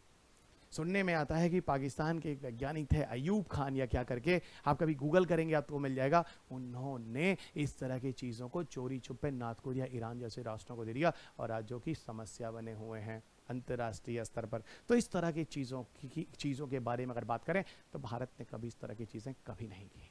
तो ये कहीं ना कहीं भारत को सपोर्ट कर रहा है। दूसरी चीज, आईएईए को भी हम अलाउ करते हैं, इंटरनेशनल एटॉमिक एनर्जी एजेंसी। भाई ऐसा है, तुम आओ हमारे रिएक्टरों को देख सकते हो, जो रिएक्टर किसी दूसरे राष्ट्र की मदद से भारत में चल रहे हैं, जहां पर परमाणु ऊर्जा इलेक्ट्रिसिटी बनाने के लिए उपयोग में लाई जा रही। आप देख लो, हम कुछ उल्टा सीधा काम नहीं कर रहे हैं। तो भारत आईएईए को अपनाता है, भारत आईएईए को अलाउ करता है। ये सारी चीजें भी कहीं ना कहीं बताती हैं कि भारत एक शांति प्रिय राष्ट्र है। वहीं दूसरी तरफ अगर शैक्षिक उपक्रम की बात करें, कुछ और भी ऐसे पहलू, जैसे भारत अगर देखा जाए तो भारत ने अंडरग्राउंड टेस्टिंग बंद कर रखी है। भूमिगत जो परीक्षण, आपको पता है लास्ट परीक्षण भारत ने 1998 में किया था, श्री अटल बिहारी वाजपेयी जी के समय में। तब से लेकर आज तक भारत ने कभी कोई परीक्षण नहीं किया है। 25 साल होने गए हैं, हो गए हैं करीब करीब, ठीक है, देखिएगा 25 साल हो चुके हैं और अभी तक भारत ने इस तरह के परीक्षण नहीं किए हैं। सीधा मतलब ये कहता है, क्या कहता है कि भारत शांति प्रिय राष्ट्र है। इतना लंबा गैप भारत कैसे रख सकता है? 25 साल का गैप तो भारत नहीं रख सकता है। वहीं दूसरी तरफ भारत एनएफयू भी अपनाता है। एनएफयू का मतलब होता है नो फर्स्ट यूज। हिंदी में एक गाना था, बहुत पहले मैंने सुना था, पहले तुम पहले तुम पहले तुम पहले तुम, लॉजिक वही है, पहले तुम। यानी भारत कहता है मित्र कि पहले जब कोई राष्ट्र हमारे राष्ट्र पर एटम बम गिराएगा, उसके बाद मैं उस पर एटम बम गिराऊंगा। मैं कभी पहला इनिशिएटिव नहीं लूंगा, मेरी तरफ से कभी भी शुरुआत नहीं होगी। ये भी ये बात बताता है कि भारत एक शांति प्रिय राष्ट्र है। वहीं तीसरी तरफ भारत ने कई ऐसे सम्मेलन हैं, कई ऐसी ट्रीटीज हैं, संधियां हैं, जहां पर भारत भाग लेता है, जहां भारत उसको साइन करता है, जहां भारत के लिए उसका हस्ताक्षरित राष्ट्र बनता है। जैसे आप वहां पर हाल ही में हस्ताक्षरित में एमटीसीआर देख सकते हैं, मिसाइल टेक्नोलॉजी कंट्रोल रिजीम, जिस पे हम लोग अभी बात करने वाले हैं, वासेनार व्यवस्था देख सकते हैं, ऑस्ट्रेलिया समूह देख सकते हैं। ये सारी की सारी चीजों के बारे में देखें, पिछले विगत कई वर्षों में भारत इन चीजों का राष्ट्र भी बना है। तो ये सारे के सारे बेसिस पर हम ये बोल सकते हैं कि भारत जो है वो एनएसजी का मेंबर बनना चाहिए। ये सारे के सारे पॉइंट्स आपके स्ट्रॉन्ग पॉइंट्स हैं, जो आपके पेपर में, मेंस के परीक्षा में, पीटी के परीक्षा में, या फिर इंटरव्यू में, जब आप इंटरव्यूअर आपसे क्वेश्चन पूछता है तो आप बहुत ही स्ट्रॉन्ग तरीके से इन सारे पहलुओं का आंसर जरूर दीजिएगा। इसे मिस मत कीजिएगा, ओके, इसे मिस मत कीजिएगा, बहुत ही बेहतरीन तरीके से आंसर दीजिएगा। चलिए दोस्त, और आगे बढ़ते हैं। मैंने बोला था एक वीडियो में सब कुछ, कोशिश करूंगा इस वीडियो में आपको हर पहलू को बहुत ही सुसंगठित, सुव्यवस्थित और क्रमबद्ध तरीके से हम लोग आगे बढ़ रहे हैं। तो देखिए, सुसंगठित, सुव्यवस्थित, क्रमबद्ध तरीकों में जाने के लिए अब हम क्रमबद्ध तरीकों पर पहुंचते हैं। एनएसजी तक हमने बात कर ली है। देखिए पीछे हम कहां से चलते आ रहे हैं, पूरी कहानी आपको समझ में आ रही है। ये खत्म, ये खत्म, ये खत्म, आगे बढ़ते हैं। अब यहां भी समाप्त, ये भी बात खत्म। अब पहुंचते हैं ऑस्ट्रेलिया समूह की तरफ। ऑस्ट्रेलिया समूह क्या है? देखिए, ऐसा होता है कि 1985 में, ईयर भी ध्यान दीजिएगा, यहाँ देखिए ईयर 1975, 1974, एकदम देखिए क्रम से चल रहा है, कॉल क्रम। बीच की कहानियों में और भी कुछ चीज़ें हैं जो आपके उपयोगी नहीं है, मैंने उन्हें स्किप कर सीधे उन चीज़ों को लेकर आया हूँ जिनसे लगातार आप चीज़ों को जोड़ सकते हैं। कहानी क्या कहती? कहानी कहती है अब ऑस्ट्रेलिया ग्रुप की। ऑस्ट्रेलिया ग्रुप क्या है? असल में ऑस्ट्रेलिया में एक मीटिंग होती है 1985 में। एक बहुपक्षीय निर्यात नियंत्रण व्यवस्था है, जिसे मल्टीलैटरल एक्सपोर्ट कंट्रोल रिजीम के नाम से भी आप जानते हैं अंग्रेजी भाषा में। होता क्या है, यहां पर एक अनौपचारिक मंच है ये, और इस मंच पर असल में डिस्कशन होता है। ऑस्ट्रेलिया में कई राष्ट्र पहुंचते हैं और वहां पर उस जगहों पर रासायनिक और जैविक हथियारों को निर्यात पर रोक की बात होती है। देखिए ऐसा है, आज की जनरेशन, आज की पीढ़ी क्या, पहले से बोलते हैं लोग बहुत होशियार हैं। रासायनिक हथियार, जैविक हथियार भी चोरी छुपे एक जगह से दूसरी जगह कर सकते हैं और जिसका दुरुपयोग किया जा सकता है। तो जब इस तरह की चीज़ों का दुरुपयोग किया जा सकता है तो भाई ऐसा कर दें, इन चीज़ों पर रोक लगाना होगा, क्योंकि मानव कल्याण के लिए जैविक हथियार, रासायनिक हथियार भी अच्छे नहीं हैं। ये भी मानव को समाप्त कर सकते हैं। जैसे एक रासायनिक हथियार में मैं एक चीज़ बताता हूँ, मिथाइल आइसोसाइनाइड, जो भारत में भोपाल गैस ट्रेजेडी के टाइम में गैस का लीकेज होता है एक पेस्टिसाइड के रूप में, कीटनाशक के रूप में। अगर बताइए उस कीटनाशक को हम भारत में निर्माण कर कहीं किसी शत्रु राष्ट्र पे गिरा दें तो ये एक तरह से क्या है, ये एक तरह से एक वार है, एक युद्ध है, जिसको रासायनिक हथियार के नाम से जानते हैं। वहीं पर अगर मान लीजिए कोविड जैसे विषाणु के बारे में आप सबने सुना, इस तरह का कोई खतरनाक विषाणु या जीवाणु मैं प्रयोगशाला में बनाऊं और किसी शत्रु राष्ट्र में गिरा दूं, तो ये चीज़ें सही नहीं है मानव कल्याण के लिए। ये भी एक तरह से लड़ाई का तरीका होता है और इस तरह के तरीकों से हमें दूर जाना है। तो यही रासायनिक और जैविक हथियारों के निर्यात पर नियंत्रण रखने की बात होती है। ओके, नियंत्रण रखने की बात होती है, और इसीलिए ऑस्ट्रेलिया में ये मीटिंग होती है और वहीं फाइनल वो समूह बन जाता है और वहाँ पर लोग अंतर्राष्ट्रीय स्तर पर इन चीज़ों के नियंत्रण का कार्य करते हैं। तो ऑस्ट्रेलिया ग्रुप में बहुत ज़्यादा मुझे यहाँ बताने की ज़रूरत नहीं है, इतना ज़रूर बताऊँगा पीछे कई वर्षों में भारत ऑस्ट्रेलिया समूह का सदस्य भी रहा है। आपको दिखाता हूँ कुछ ऑस्ट्रेलिया समूह में मैंने कुछ चीज़ें लाई हैं आपको दिखाने के लिए। यहाँ पर नहीं, ऑस्ट्रेलिया ग्रुप पे नहीं है, ऑस्ट्रेलिया ग्रुप में उतना ही याद रखिए, आपका काम हो जाएगा। आगे आपको लिए चलते हैं उस कालक्रम की तरफ। कहाँ है कालक्रम, फिर पीछे लौटते हैं। कालक्रम है यहाँ बच्चों, सॉरी, कालक्रम है यहाँ, यहाँ पर। ओके, अब देखिए ऑस्ट्रेलिया ग्रुप के बाद ये ऑस्ट्रेलिया ग्रुप था। ऑस्ट्रेलिया समूह के बाद आगे बढ़ते हैं, आगे बढ़ते हैं ना। अगर आपके पास बुक है विज्ञान तकनीकी की तो आप अच्छे तरीके से जानते हैं सारी चीज़ें आपको मैंने ढंग से किताब में लिखी हुई हैं। ओके, सारी चीज़ों को मैंने ढंग से किताब में लिखी हुई है, ठीक है। जब आप न्यूक्लियर डिप्लोमेसी वाले चैप्टर में जाते हैं, ठीक है, जब आप न्यूक्लियर डिप्लोमेसी वाले चैप्टर में जाते हैं, मैं आपको दिखाता हूँ जो बुक है मेरे हाथ में अभी फ़िलहाल 6th एडिशन की किताब दिख रही है, मेरे टेबल पर रखी हुई है, और यहाँ पर आपको मैं दिखाता हूँ पेज नंबर, एक पेज नंबर बताता हूँ, आप इस पेज नंबर पे देखिएगा। ओके, चैप्टर नंबर है बच्चा 5 और पेज नंबर है, यस, पेज नंबर है 6th एडिशन की बुक मेरे हाथ में, ठीक है, 5.137 है ना। ओ हो, एक मिनट, एक मिनट, एक मिनट, हाँ, पेज नंबर है 5.137 ये पूरा फ्लो चार्ट मैंने दिया, आप कैमरे पे देख लो, है ना। मैं आपको क्लोज कर देता हूँ, देखो ये पूरा का पूरा यहाँ पे फ्लो चार्ट है, यहाँ पर मैंने आपको सारी चीज़ें एक फ्लो चार्ट के फॉर्म में दी हैं, ये पूरा का पूरा आपको दिख रहा होगा, ठीक है। ये पूरा ऊपर से नीचे तक ये पूरा का पूरा जो सीक्वेंस है, पढ़ना ज़रूर, इसके बारे में पूरा डिटेल में दिया है, पढ़ना ज़रूर, इसे मिस मत करना, ठीक है। और आगे बढ़ते हैं, देखो ऑस्ट्रेलिया ग्रुप खत्म, अब आगे बढ़ते हैं, कहानी आगे बढ़ती है MTCR की तरफ। MTCR का पूरा नाम है मिसाइल टेक्नोलॉजी कंट्रोल रिजीम, समझिएगा। मिसाइल टेक्नोलॉजी कंट्रोल रिजीम के बारे में पहले कुछ चीज़ें आपको बता देता हूँ, इसका बैकग्राउंड चीज़ें, फिर आपको लिए चलता हूँ इस पर चर्चा, MTCR पर चर्चा। और यहाँ पे भी बहुत इंटरेस्टिंग बात होने वाली है, भारत की स्थिति जब भारत MTCR का मेंबर नहीं था और भारत की स्थिति जब भारत MTCR का मेंबर हो गया, अब यहाँ पर क्या चीज़ें आती, ये भी बहुत ही मज़ेदार टॉपिक है। जैसे आपने NSG में बहुत सारे तर्क वितर्क देखे, उनकी बातें देखी, हमारी बातें देखी, कंक्लूजन में हमने अपनी बातों को पॉजिटिव में लिया, वैसे ही आपको यहाँ पर आपको MTCR में भी मिलने वाला है। MTCR का पूरा नाम है मिसाइल टेक्नोलॉजी कंट्रोल रिजीम। देखिए, मिसाइल टेक्नोलॉजी कंट्रोल रिजीम अप्रैल 1987 में लाया जाता है। G7 राष्ट्र मिलकर इसे लाते हैं, वही राष्ट्र Canada, France, Germany, Italy, Japan, UK और यूएसए, जो आपने NSG में भी देखा था। यहाँ पर 35 देशों के बीच में एक अनौपचारिक और शैक्षिक साझेदारी के रूप में MTCR स्थापित किया जाता है। इसका पूरा का पूरा काम होता है मिसाइलों और UAV जिसे आप अनमैन्ड एरियल व्हीकल्स यानी मानव रहित वाहन जिसे आप कहते हैं, अनमैन्ड एरियल व्हीकल्स, है ना, हवाई वाहन, उसके प्रसार को रोका जा सके। और यहाँ पर यह नियम बनाया जाता है कि 500 किलोग्राम से अधिक पेलोड मतलब गोला बारूद वाले, और 300 किलोमीटर से अधिक दूरी तक वाले प्रक्षेपास्त्रों के निर्माण में कोई भी किसी राष्ट्र की मदद नहीं करेगा।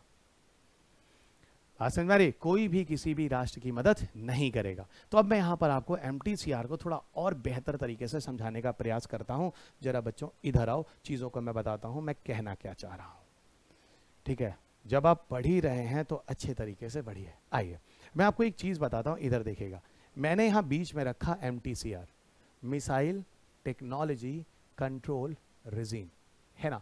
एक तरफ मैंने वो कंडीशन बोला जब भारत सदस्य नहीं था, मैंने कंडीशन लिखा जब भारत सदस्य नहीं था, जब भारत सदस्य नहीं था, ठीक है, जब भारत सदस्य नहीं था।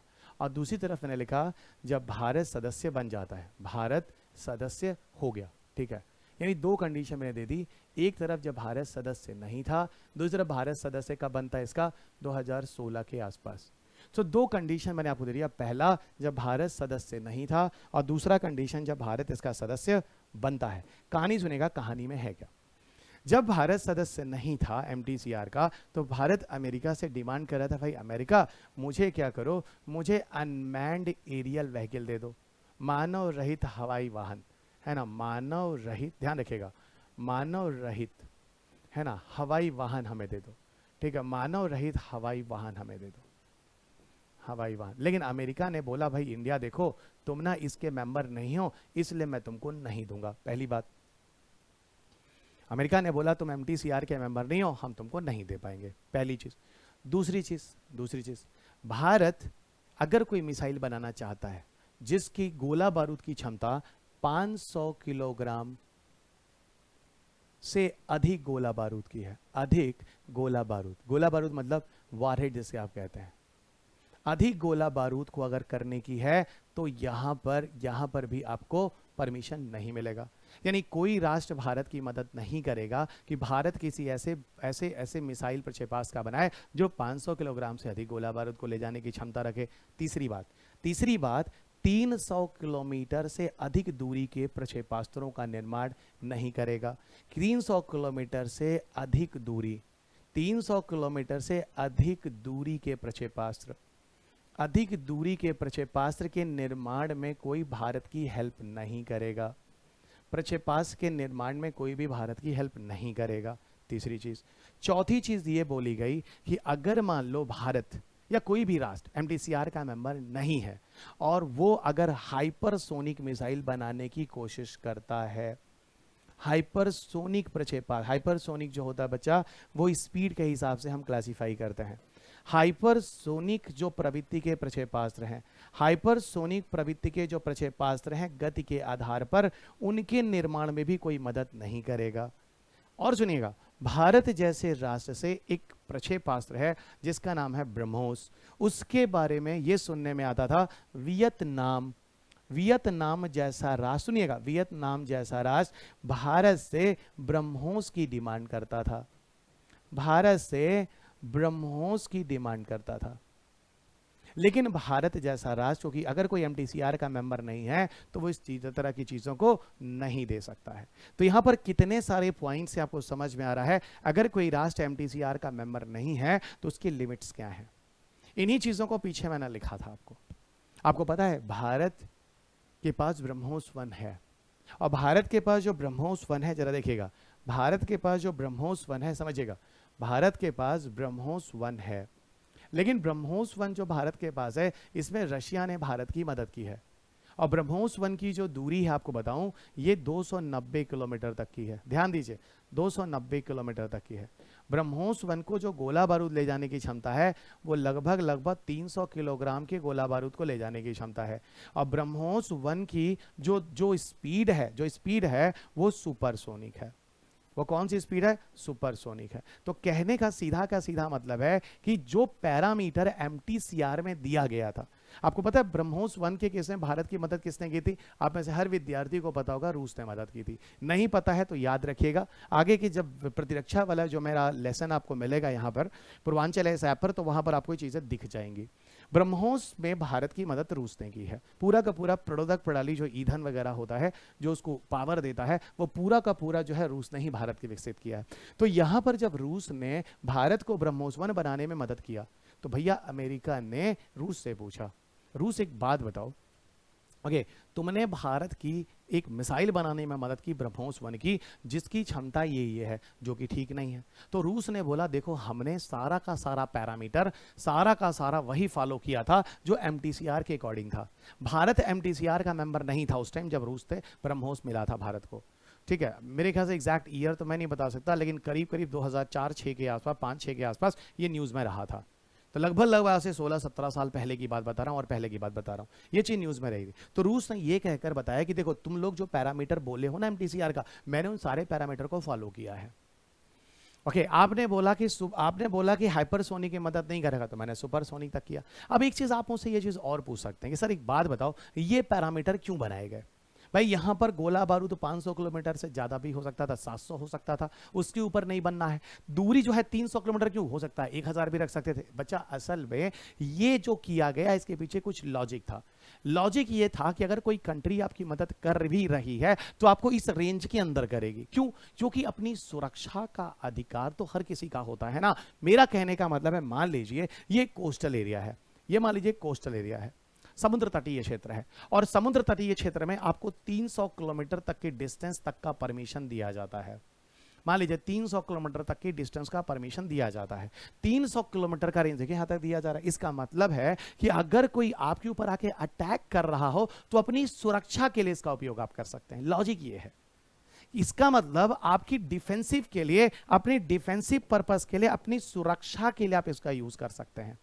आप अटैक करने नहीं जा रहे हैं, अपनी सुरक्षा करने के लिए इसका उपयोग कर रहे हैं। तो यहां पर 300 किलोमीटर का लॉजिक आपको दिया गया। जब कोई राष्ट्र आपके करीब आता है अटैक करने, तो खुद को बचाने के लिए 300 किलोमीटर की दूरी बहुत है। और 300 किलोमीटर से आगे का मतलब होता है कि आप किसी पर अटैक करने जा रहे हैं। ऐसे एक अंतरराष्ट्रीय एक पैरामीटर बनाए गए, मानक बनाए गए, उन्हीं मानक के हिसाब से। और अब आप बोलोगे सर 500 किलोग्राम से अधिक क्यों नहीं? असल में जो नाभिकीय बम होते हैं ना, परमाणु बम, जो हथियार होते हैं ना, गोला बारूद, वो दो तरह के होते हैं। एक कन्वेंशनल होता है सामान्य गोला बारूद, और दूसरा न्यूक्लियर होता है परमाणु बम। परमाणु बम अगर आप ले जाते हैं तो उस मिसाइल की क्षमता 500 किलोग्राम से सामान्यतः ज्यादा होती है। इसीलिए पैरामीटर को 500 किलोग्राम के रेंज तक रखा गया है। मेरे ख्याल से आप में से हर विद्यार्थी समझ रहा होगा 500 किलोमीटर के रेंज को क्यों रखा गया, कि आप सामान्य गोला बारूद फेंकिए अपने आप को बचाने के लिए, ऐसा नहीं कि आप सीधा दूर तक और एटम बम फेंक दीजिए। तो एक नियम के अंदर रखा गया। और सुनिए, हर व्यक्ति की सुरक्षा, अपनी सुरक्षा का एक अपना एक हक होता है, एक राइट होता है। आपके फंडामेंटल राइट में भी है आपकी अपनी सुरक्षा, स्वतः की रक्षा। तो वही चीज आपको यहां पे भी दिया जाता है, डिफेंस सेक्टर में भी, एमटीसीआर के अंदर। अब आप बोलोगे सर आगे क्या हुआ? आगे क्या हो गया? भारत जब एमटीसीआर का मेंबर हो गया, ये सारी समस्याएं खत्म, ये सारी समस्याएं खत्म। ये सारी समस्याएं का मतलब, ये सारी समस्याएं का मतलब अब भारत को अमेरिका से प्राप्ति हो सकती है। अब 500 किलोमीटर से ज्यादा भारत बना सकता है। अब 300 किलोमीटर से ज्यादा भारत जाएगा, हाइपरसोनिक प्रक्षेपास्त्र बना सकता है, और भविष्य में वियतनाम जैसे राष्ट्र को भारत ब्रह्मोस को बेच भी सकता है। बहुत ही आसानी से आपको एमटीसीआर के दोनों लॉजिक समझ में आ गए होंगे, ऐसा मैं सोचता हूं। ओके, और आगे आपको लिए चलते हैं, ठीक है, और आगे आपको लिए चलते हैं। ये सारा का सारा लॉजिक आपको समझ में आ चुका है। एक चीज और समझिएगा, ओके, एक चीज और समझिएगा, हाँ मैं आपको समझाता हूं। सुनिए, असल में यहां पर ना 3 शब्द आए हैं। जैसे अभी मैंने बोला, एक शब्द आता है, इसे कहते हैं सबसोनिक। एक शब्द आता है जिससे हम कहते हैं सुपरसोनिक, और एक शब्द आता है बच्चा जिसे हम कहते हैं हाइपरसोनिक। देखिए, एमटीसीआर के मेंबर नहीं है तो आपको सुपरसोनिक तक अलाउ था। ये सब सोनिक, सुपरसोनिक, हाइपरसोनिक क्या है मैं आपको समझाता हूं। देखिए, यहां पर आपको बताना है मुझे एक मैक नंबर के बारे में। एक मैक नंबर बराबर होता है 332 मीटर प्रति सेकेंड। ये मैक नंबर फिजिक्स में आता है, और इसकी आवश्यकता होती है जब आप प्रतिरक्षा पढ़ते हैं, जब आप अंतरिक्ष तकनीकी में, जब आपको जेट इंजन पढ़ाऊंगा, टर्बोजेट, रामजेट, स्क्रैमजेट, वहां बताऊंगा टर्बोजेट सबसोनिक है, रामजेट सुपरसोनिक है, स्क्रैमजेट हाइपरसोनिक है, वहां पे इन चीजों को बताऊं। लेकिन यहां पर आपको फिर बताना पड़ेगा, क्योंकि अभी मैंने यहां पीछे आपको हाइपरसोनिक, सुपरसोनिक और हाइपरसोनिक के बारे में बात किया है। तो सुपरसोनिक तक अलाउ था, हाइपरसोनिक नहीं। थोड़ा इस पर बात कर लेते हैं। कहानी क्या कहती है समझिएगा। कहानी ये कहती है सबसोनिक, सुपरसोनिक, हाइपरसोनिक में, सुनिए एवरीबडी, है ना, अगर 300, अच्छा ये 332 मीटर प्रति सेकंड वैल्यू कहां से लाई गई? सुनिए, 0 डिग्री सेल्सियस के तापमान पर, 0 डिग्री सेल्सियस तापमान पर जो जो जो स्पीड होती है विंड की, पवने की जो स्पीड होती है सामान्य हवा वायु में, उसकी स्पीड असल में 332 मीटर प्रति सेकंड होती है। इसी को 1 मैक नंबर के नाम से जाना जाता है। सब सोनिक का मतलब होता है अगर स्पीड 1 मैक से कम है, यानी 332 मीटर प्रति सेकंड से कम है, तो उसे सब सोनिक कहते हैं। और अगर 1 मैक तक, और 1 मैक से ज्यादा हो गया, 5 मैक तक बचा, यानी 5 गुना स्पीड ऑफ साउंड तक, तो वो हो जाता है सुपरसोनिक। और 5 मैक से प्लस होता है तो वो होता है हाइपरसोनिक। तो यानी इस स्पीड तक बनाने की अनुमति थी जब एमटीसीआर का मेंबर नहीं था। तभी जो ब्रह्मोस 1 बनाया था, आपको पता है ब्रह्मोस 1 जो था, वो ब्रह्मोस 1 की स्पीड जो थी 2.5 मैक से 2.8 मैक तक थी। और 2.5 से 2.8 मैक की जो स्पीड होती है, गति होती है बच्चा, वो किस में आती है? वो देखिए 2.8 से ये सुपरसोनिक है, हाइपरसोनिक नहीं है। तो ये लॉजिक भी मैंने आपको समझा दिया। मुझे लगता है मेरे किसी विद्यार्थी को यहां पर समझने में कोई दिक्कत होनी चाहिए। अब आपको और पीछे लिए चलते हैं, जहां पर हम बात कर रहे थे उस फ्लो चार्ट पे। इस फ्लो चार्ट पे हम लोग यहां पर थे। ओके, एमटीसीआर की बात हमने कर ली है, ठीक है। अब आगे बढ़ते हैं वासेनार व्यवस्था की तरफ। देखिए, वासेनार व्यवस्था क्या है, ये भी बहुत ही इंपॉर्टेंट और लॉजिकल टॉपिक है। वासेनार व्यवस्था में एक्चुअल में क्या होता है, 12 जुलाई 1996 में एक्चुअल में ये लाया जाता है। इसका मेन उद्देश्य ये होता है कि जो जो भी पारंपरिक हथियार यानी जो कन्वेंशनल आर्म्स के हस्तांतरण और सैन्य उद्देश्यों के लिए जो दोहरे उपयोग वाली वस्तुओं और प्रौद्योगिकों के दुरुपयोग को नियंत्रित करने के लिए स्थापित किया गया। सीधा कहने का अभिप्राय है वासेनार अवस्था का कि देखिए बहुत सारी ऐसी चीजें होती हैं जिनका एक से अधिक प्रयोग किया जा सकता है, यानी उनका दुरुपयोग भी हो सकता है। जैसे मैं आपको लिए चलता हूं, जैसे हमने बोला डुअल यूज गुड। देखिए एक टर्म यहां पे लिखा होगा डुअल यूज गुड। देखिए आज की दुनिया में लोग होशियार तो बहुत हैं, बहुत होशियार हैं, ठीक है, बहुत होशियार है। अब बहुत होशियारी में लोग ये भी होशियारी कर सकते हैं कि एक राष्ट्र किसी दूसरे राष्ट्र को कुछ ऐसी चीजें दे रहा है जिसका उपयोग कहकर तो ले रहा है, लेकिन उसके उपयोग के अलावा उसका दुरुपयोग भी हो सकता है। इस तरह की चीज़ों को स्मार्टली एक राष्ट्र से दूसरे राष्ट्र में दिया जा सकता है। इस तरह की चीज़ें भी ठीक नहीं है, इस पे भी कंट्रोल करने की ज़रूरत है, नियंत्रण रखने की ज़रूरत है। बस इसी चीज़ को ध्यान में रखकर वासेनार व्यवस्था को लाया गया। भारत इसका भी मेंबर है, अब एमटीसीआर का भी है, वासेनार का भी है, याद रखिएगा, ठीक है। तो वासेनार व्यवस्था में मैं आपको समझाने के लिए एक और उदाहरण पे लिए चलता हूँ। देखिए मैं आपको एक उदाहरण बताता हूँ, और सबसे खूबसूरत उदाहरण मैं आपको बताता हूँ क्रायोजेनिक इंजन का। सबसे खूबसूरत उदाहरण मैं आपको बताता हूं क्रायोजेनिक इंजन का। आप ऐसे काफी विद्यार्थियों ने क्रायोजेनिक इंजन के बारे में सुना होगा, समझिएगा। क्रायोजेनिक इंजन के बारे में कहानी क्या कहती है। क्रायोजेनिक इंजन बात करेंगे, ठीक है, आगे जब हम अंतरिक्ष तकनीक में बात करेंगे तो क्रायोजेनिक आता है। इवन क्रायोजेनिक शब्द कई जगह आता है, क्रायोजेनिक शब्द कई जगह आते हैं। पहले मैं आपको एक चीज बता दूं, जो हम क्रायोजेनिक इंजन की बात कर रहे हैं, गॉट इट, जो हम क्रायोजेनिक इंजन की बात कर रहे हैं, पहले जरा समझिएगा इन चीजों को, बहुत इंटरेस्टिंग है। इसमें कहानी क्या कहते हैं, 1996 में 1996 के पहले 1996 के पहले भारत पहुंचता है कहा, अमेरिका के पास, और कहता भाई अमेरिका मेरी थोड़ी सी मदद कर दो। क्या मदद कर दो, मुझे क्रायोजेनिक इंजन दे दो। अमेरिका कहता है नहीं इंडिया, मैं तुमको नहीं दे पाऊंगा। क्यों, क्योंकि क्रायोजेनिक इंजन जो है वो मैं तुमको नहीं दे सकता, क्योंकि ये डुअल यूज गुड है, इसका उपयोग भी हो सकता है, इसका दुरुपयोग भी हो सकता है, और तुम अभी जैसे वासेनार व्यवस्था वगैरह इस तरह के सदस्य नहीं हो इन सब समूहों के। उस समय भारत था भी नहीं।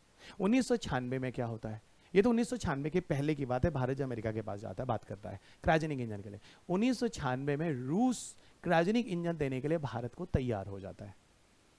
रूस 1996 में भारत को क्रायोजेनिक इंजन देने के लिए तैयार हो जाता है। तो यानी 1996 में भारत और रूस के बीच में एक डील होती है, और वो डील होती है कि रूस भारत को क्रायोजेनिक इंजन देगा। पता है क्रायोजेनिक इंजन का द्वैत यूज कैसे हो सकता है, डुअल यूज, सुनिएगा। इस क्रायोजेनिक इंजन को एक प्रक्षेपण यान है जिसका नाम है भूस्थैतिक उपग्रह प्रक्षेपण यान, जीएसएलवी। इस जीएसएलवी के जो तृतीय चरण होता है इसके ईंधन का, पता है तृतीय चरण जो होता है, इसके तृतीय चरण ईंधन में आपको ये अंतरिक्ष तकनीकी के लेक्चर्स में मिल जाएंगे, जो आगे के बारे लेक्चर जो एप्लीकेशंस में है पूर्वांचल इस ऐप पर, जब आप अंतरिक्ष तकनीकी पढ़ रहे होंगे इसके आगे के लेक्चर्स में, तो वहां पर तृतीय चरण में मैंने आपको बताया हुआ है, यहाँ क्रायोजेनिक इंजन का यूज होता है। बच्चा क्या होता है, क्रायोजेनिक इंजन का उपयोग होता है। ये क्रायोजेनिक इंजन जिसका उपयोग यहां पर होता है, ध्यान रखिएगा, ये क्रायोजेनिक इंजन जिसका उपयोग यहां पर होता है तृतीय चरण में, ये क्रायोजेनिक इंजन एक्चुअल में कंस्ट्रक्टिव यूज है, क्रायोजेनिक इंजन का निर्माणकारी यूज है, क्योंकि जीएसएलवी की मदद से आप उपग्रहों को भेजते हैं। उपग्रह वही होते हैं जो जमीन की फोटो लेते हैं, नक्शा बनाते हैं, डीटीएस की सुविधा देते हैं, इंटरनेट जैसी सुविधाएं देते हैं। तो ये क्या हो गया, ये बच्चा एक निर्माणकारी प्रक्रिया हो गया। लेकिन इसी क्रायोजेनिक इंजन का उपयोग हम प्रक्षेपास्त्रों में भी लगा सकते हैं, और प्रक्षेपास्त्रों में लगा सकते हैं तो ये विध्वंसकारी हो गया, क्योंकि प्रक्षेपास्त्र से, है ना, ये विध्वंसकारी हो गया, है ना, विध्वंसकारी हो गया। प्रक्षेपास्त्र को भी निर्माणकारी कार्यों के लिए नहीं, जान माल का नुकसान करने के लिए होते हैं। तो वही बात हो गई, अमेरिका ने मना किया, लेकिन भारत ने को रूस ने दिया, और रूस की मदद से भारत ने, आपको बताऊं, जीएसएलवी D1 भारत का पहला भूस्थैतिक उपग्रह प्रक्षेपण यान है, जिसकी मदद से हमने GSAT-1 नामक उपग्रह को 2001 में अपनी कक्षा में स्थापित किया, और यह भारत का इतिहास हो गया। लेकिन हाँ, शुरुआत में इस इंजन के निर्माण के लिए जो मदद हुई थी, फिर मैं बता रहा हूँ, इंजन नहीं दिया, सॉरी, इंजन के निर्माण में मदद नहीं किया था। यहाँ पर जब अमेरिका ने रूस से पूछा, अब आप फट से पूछेंगे तो फिर अमेरिका ने नहीं दिया तो रूस ने दे दिया, तो अमेरिका को प्रॉब्लम नहीं हुई। अमेरिका ने रूस से पूछा कि रूस तुमने ये क्या किया, तो रूस ने बोला भाई सुनो, हमने ना भारत को तकनीकी नहीं दी है, हमने सिर्फ एक रेडीमेड इंजन दिया है जिसका उपयोग भारत ने यहाँ निर्माण कार्य में किया है, और इसका प्रमाण ये आपके सामने है। तो भारत इसका निर्माण नहीं कर पाएगा, घबराइए नहीं। और वासेनार अवस्था वगैरह में इस तरह की चीजों को कंट्रोल करने की बात की गई थी, ठीक है। बाद में इसका साइन वाइन होने के बाद क्या होता है, भारत अपना क्रायोजेनिक इंजन बनाए, और भारत अपना क्रायोजेनिक इंजन बना रहा है। और आपको मैं बता देता हूं 5 जनवरी, भारत का इतिहास सुनिए, 5 जनवरी 2014 को भारत पहला इंडिजिनस क्रायोजेनिक इंजन जो भारत में बना है GSLV D5 में यूज करता है, उसकी मदद से GSAT-14 नामक उपग्रह को सक्सेसफुली भेजता है। और ये वो डेट है और वो दिन है जो भारत के इतिहास में हमेशा याद रखिएगा। यहां पर पहली बार सफलतापूर्वक भारतीय क्रायोजेनिक इंजन का उपयोग हुआ था। भारतीय क्रायोजेनिक इंजन का सफलतापूर्वक उपयोग पहली बार होता है, और यही क्रायोजेनिक इंजन भारत में LPSC में बनाया जाता है। पीछे के लेक्चर में मैंने आपको पढ़ाया हुआ है, लिक्विड प्रोपल्शन सिस्टम सेंटर, जो कि महेंद्रगिरी में है, तमिलनाडु में। यही वो जगह है जहां पर हमारे क्रायोजेनिक इंजन आज भारत में बनाए जा रहे हैं। तो ये चीजें हैं जो क्रायोजेनिक इंजन को डुअल यूज गुड की तरह संबोधित कर रही हैं। और भारत और रूस का रिलेशंस तो किसी को बताने की जरूरत नहीं है, ये भी स्वर्णिम अक्षरों में रहेगा। यहां तक कि रूस को बोला ही जाता है all weather friends of India.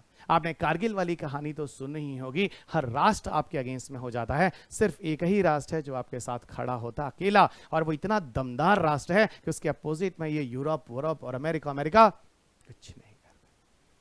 ये वही यूरोप है जिसने कभी आपकी हेल्प नहीं की है। मैं एक लाइन में बोलता हूं, जिसकी वजह से भारत को रूस की तरफ और अट्रैक्ट होना पड़ा, रूस के और क्लोज होना पड़ा। और आज वो समय है कि रूस और भारत 1 और 1 11 है। यूक्रेन युद्ध के समय में आपने देखा होगा, पूरा फुली सपोर्ट भारत ने रशिया का किया, और ये जरूरी भी है उस समय, क्योंकि भारत को भी हमेशा जरूरत पर रूस ने पूरी मदद की है। कहानी आगे बढ़ती है, और अगली कहानी में हम लिए चलते हैं आपको कॉम्प्रिहेंसिव टेस्ट बैन ट्रीटी की तरफ, यानी CTBT की तरफ, की तरफ। इसको आप हिंदी भाषा में व्यापक परीक्षण प्रतिबंध संधि भी कह सकते हैं, कॉम्प्रिहेंसिव टेस्ट बैन ट्रीटी। देखिए, ये कॉम्प्रिहेंसिव टेस्ट बैन ट्रीटी को लाने की बात हुई थी, ये भी UN के जनरल असेंबली में इसका प्रस्ताव हुआ था कि दुनिया में कॉम्प्रिहेंसिव टेस्ट बैन ट्रीटी भी लाई जाए। और ये कॉम्प्रिहेंसिव टेस्ट बैन ट्रीटी के लिए 10 सितंबर 1996 को इसकी पहल भी हुई थी। लेकिन हुआ क्या, जिन राष्ट्रों के लिए CTBT लाना था, जैसे उनमें चीन, मिस्र, ईरान, भारत, इजराइल, उत्तर कोरिया, अमेरिका, पाकिस्तान, इनमें सभी राष्ट्रों ने शुरुआत में तो हस्ताक्षर किया, लेकिन बाद में उन्होंने अनुमति नहीं दी, रेटिफाई नहीं किया, और अंत में जाकर ये CTBT कभी आया ही नहीं। इसीलिए देखिए, जब भारत NSG की बात कर रहा है तो ये NSG वाले कंट्री कह रहे हैं भारत तुम जाओ पहले NPT और CTBT पर भी साइन करो। वो जब पीछे आया तो मैंने आपको पता, रुक जाइए, CTBT आगे बताऊंगा। CTBT पर साइन करने का मतलब क्या है?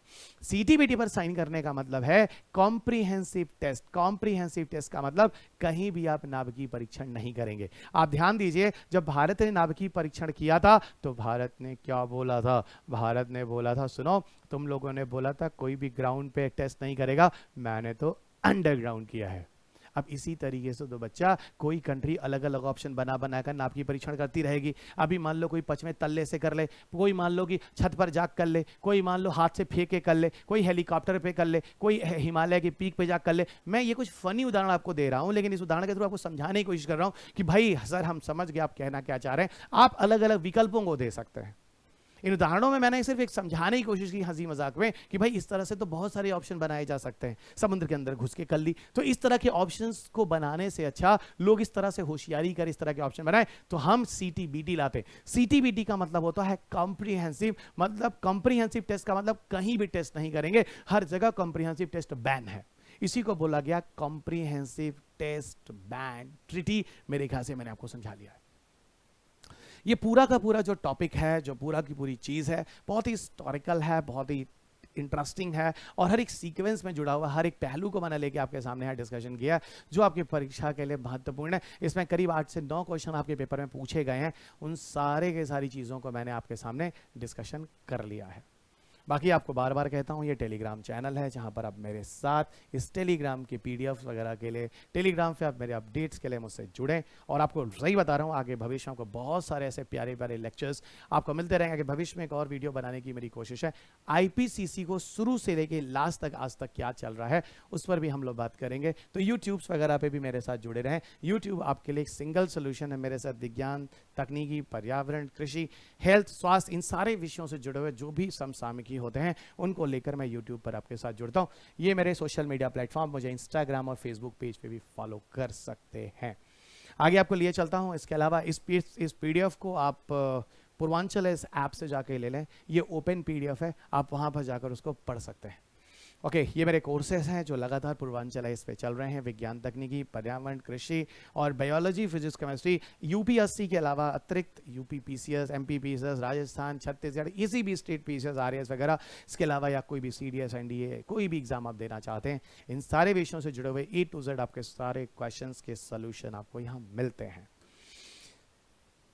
इसके अलावा मेरे जो कोर्सेज हैं वो फेस टू फेस क्लासेस में भी मैं आपको देता हूं। पूर्वांचल आईएएस एक संस्था है मेरी जो मैंने गोरखपुर में स्थापित की है।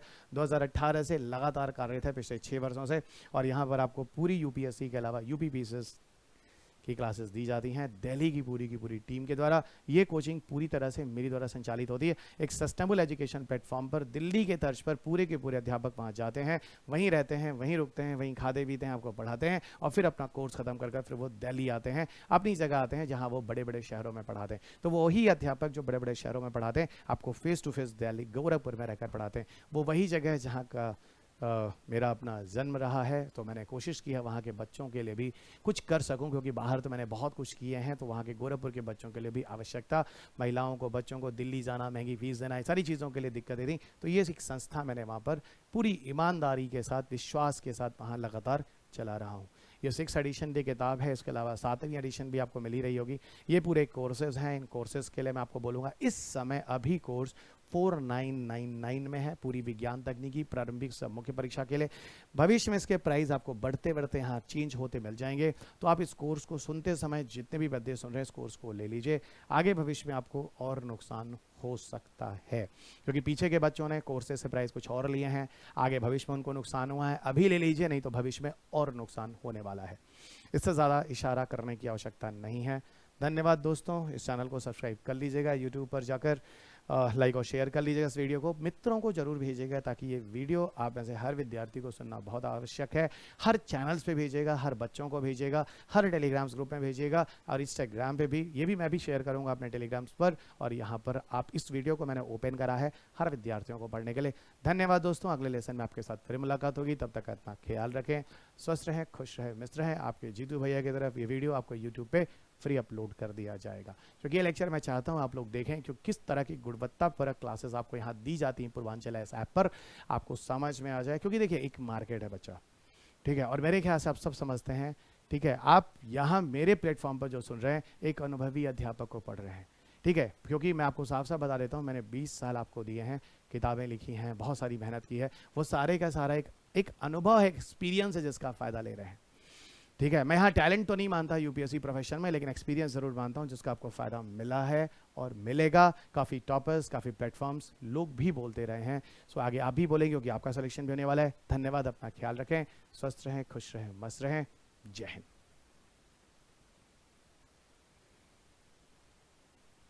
पूर्वांचल आईएएस भारत में सिविल सेवा में सर्वाधिक सिलेक्शन दिलाने वाले doctor Ravi Agrahari and team अब गोरखपुर में भी। पूर्वांचल आईएएस, पेडलीगंज, इंदिरानगर, गोरखपुर।